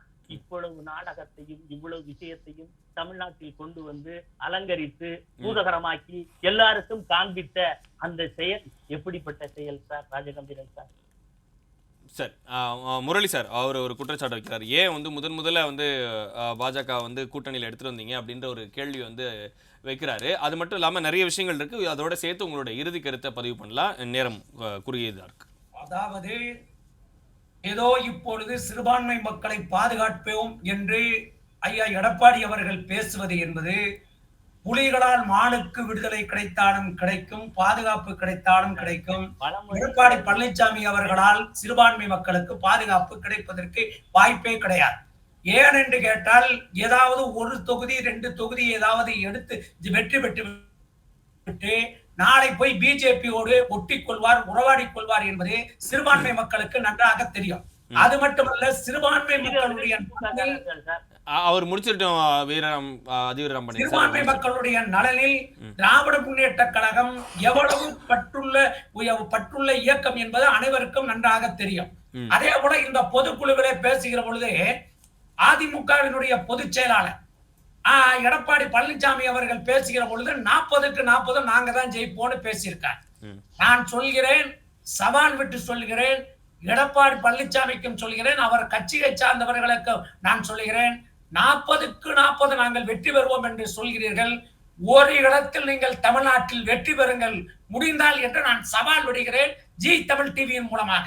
ஏனென்று கேட்டால் மக்கள் இப்பொழுது பார்த்தீர்களானால் ஆளுகிற கட்சியாக இருக்கிற திராவிட முன்னேற்ற கழகத்தின் மீது தலைவர் தளபதி அவர்களின் மீது அளவு கடந்த அன்பை பொழிந்து கொண்டிருக்கிறார்கள். ஏனென்றால் நமக்காக உழைக்கக்கூடிய ஒரே தலைவன் தளபதி ஸ்டாலின் என்பது நாட்டு மக்கள் ஏற்றுக்கொண்டிருக்கிறார்கள். அதே போல அவர் இன்னொரு வார்த்தை சொன்னார், பாராளுமன்றத்துல திமுக பேசுதா அப்படின்னு கேட்டார். திமுக மட்டும்தான் சார் கொள்கை நிதியா பேசுது, திமுக நாடாளுமன்ற உறுப்பினர்கள் தான் பேசுறாங்க. எந்த தம்பித்துறை ராஜ்யசபாவில் இருக்கிற தம்பித்துறை பேசியிருக்காரா, இல்ல அவங்க அதிமுக இருக்கவங்க யாராவது பேசியிருக்காங்களா? எந்த பிரச்சனையாக இருந்தாலும், தமிழ்நாட்டு பிரச்சனையாக இருந்தாலும், நாடாளுமன்றத்திலே புயலை கிளப்பக்கூடிய நாடாளுமன்ற உறுப்பினர்கள் திமுகவின் நாடாளுமன்ற உறுப்பினர்கள் என்பதை நீங்கள் மறந்துவிடக் கூடாது.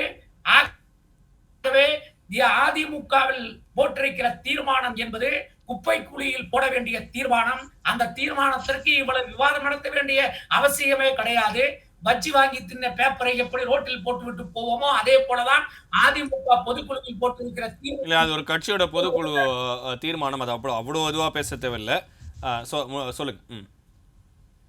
அதிவீரம் பண்ணி சார், இறுதி தீர்மானம் தான். அது உப்பும் கிடையாது, சப்பும் கிடையாது. ஏதாவது உப்பு இருக்குதா, தப்பு இருக்காது, என்னமே கிடையாது. பொதுக்குழுவே இல்ல சார். அது பொதுக்குழு மாதிரி எனக்கு தெரியல சார். சரி சரி. பாலிமர் டிவி பாக்குறேன், அதே போல புதிய தலைமுறை டிவி பாக்குறேன், ஜெயா டிவி பாக்குறேன். பாருங்க, இந்த மாதிரியான வார்த்தைகள், இந்த பேச்சு, இது அந்த மூன்றாம் தர பேச்சுகள் பேசுறவங்களை டிபேட்டுக்கு அழைச்சா தயவுசெய்து என்ன கூக்காதீங்க. இது ஏதோ வந்து உட்கார்ந்துட்டோங்கிறதுக்காக பேசுறதெல்லாம் கேட்டு போக முடியாது. வார்த்தையில குடும்பம் குடும்பம் பேசுறீங்களே, எவ்வளவு தளபதி தியாகம் பண்ணிருக்காரு. குடும்பம் இல்லையா? நான் கேக்குறேன், திராவிட இயக்கத்துல ஜெயலலிதா என்ன சார் உழைச்சாங்க? சரி, இல்ல பொதுக்குழு டாபிக்ல இருந்து வெளியே போற மாதிரி இருக்கு. ஒரே ஒரு விஷயம் தான், எழுப்புகிற சந்தேகங்களுக்கெல்லாம்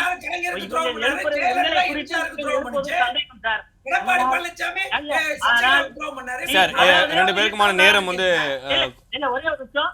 திமுக ஏற்கனவே பிஜேபி கூட்டணியில் நிற்காமல் வேற கூட்டணியில நின்று அவர்கள் பெற்ற எம்பிக்களை பிஜேபிக்கு கொடுத்து ஆட்சியில பங்கு பெற்றிருக்கக்கூடிய பிராக்டிஸ வச்சிருக்கிறது திமுக. அதனால இவங்க ஓட்டு வாங்கிட்டு அதிமுக எம்பியை ஜெயிச்சுட்டு திமுகவுக்கு போயிருவாங்கன்னா அது சந்தேகம். ஆனா அப்படி போயிருக்கிறோம் என்று மார்தட்டி கொள்ளக்கூடியவர்கள் திமுக காரர்கள். அதனால யார் எந்த விமர்சனம் அதுக்கு வைக்கிறதுக்கு முன்னாடி நம்ம தகுதி என்ன, நம்ம அப்படி செஞ்சிருக்கோமா, எந்த தேர்தல் நெருங்கி வரட்டும், அந்த கூட்டணியை பத்தி பேசுவோம். விருந்தினர்கள் அனைவருக்கும் நன்றி. மீண்டும் மற்றொரு விவாதம் நிகழ்ச்சியில் சந்திப்போம். வணக்கம்.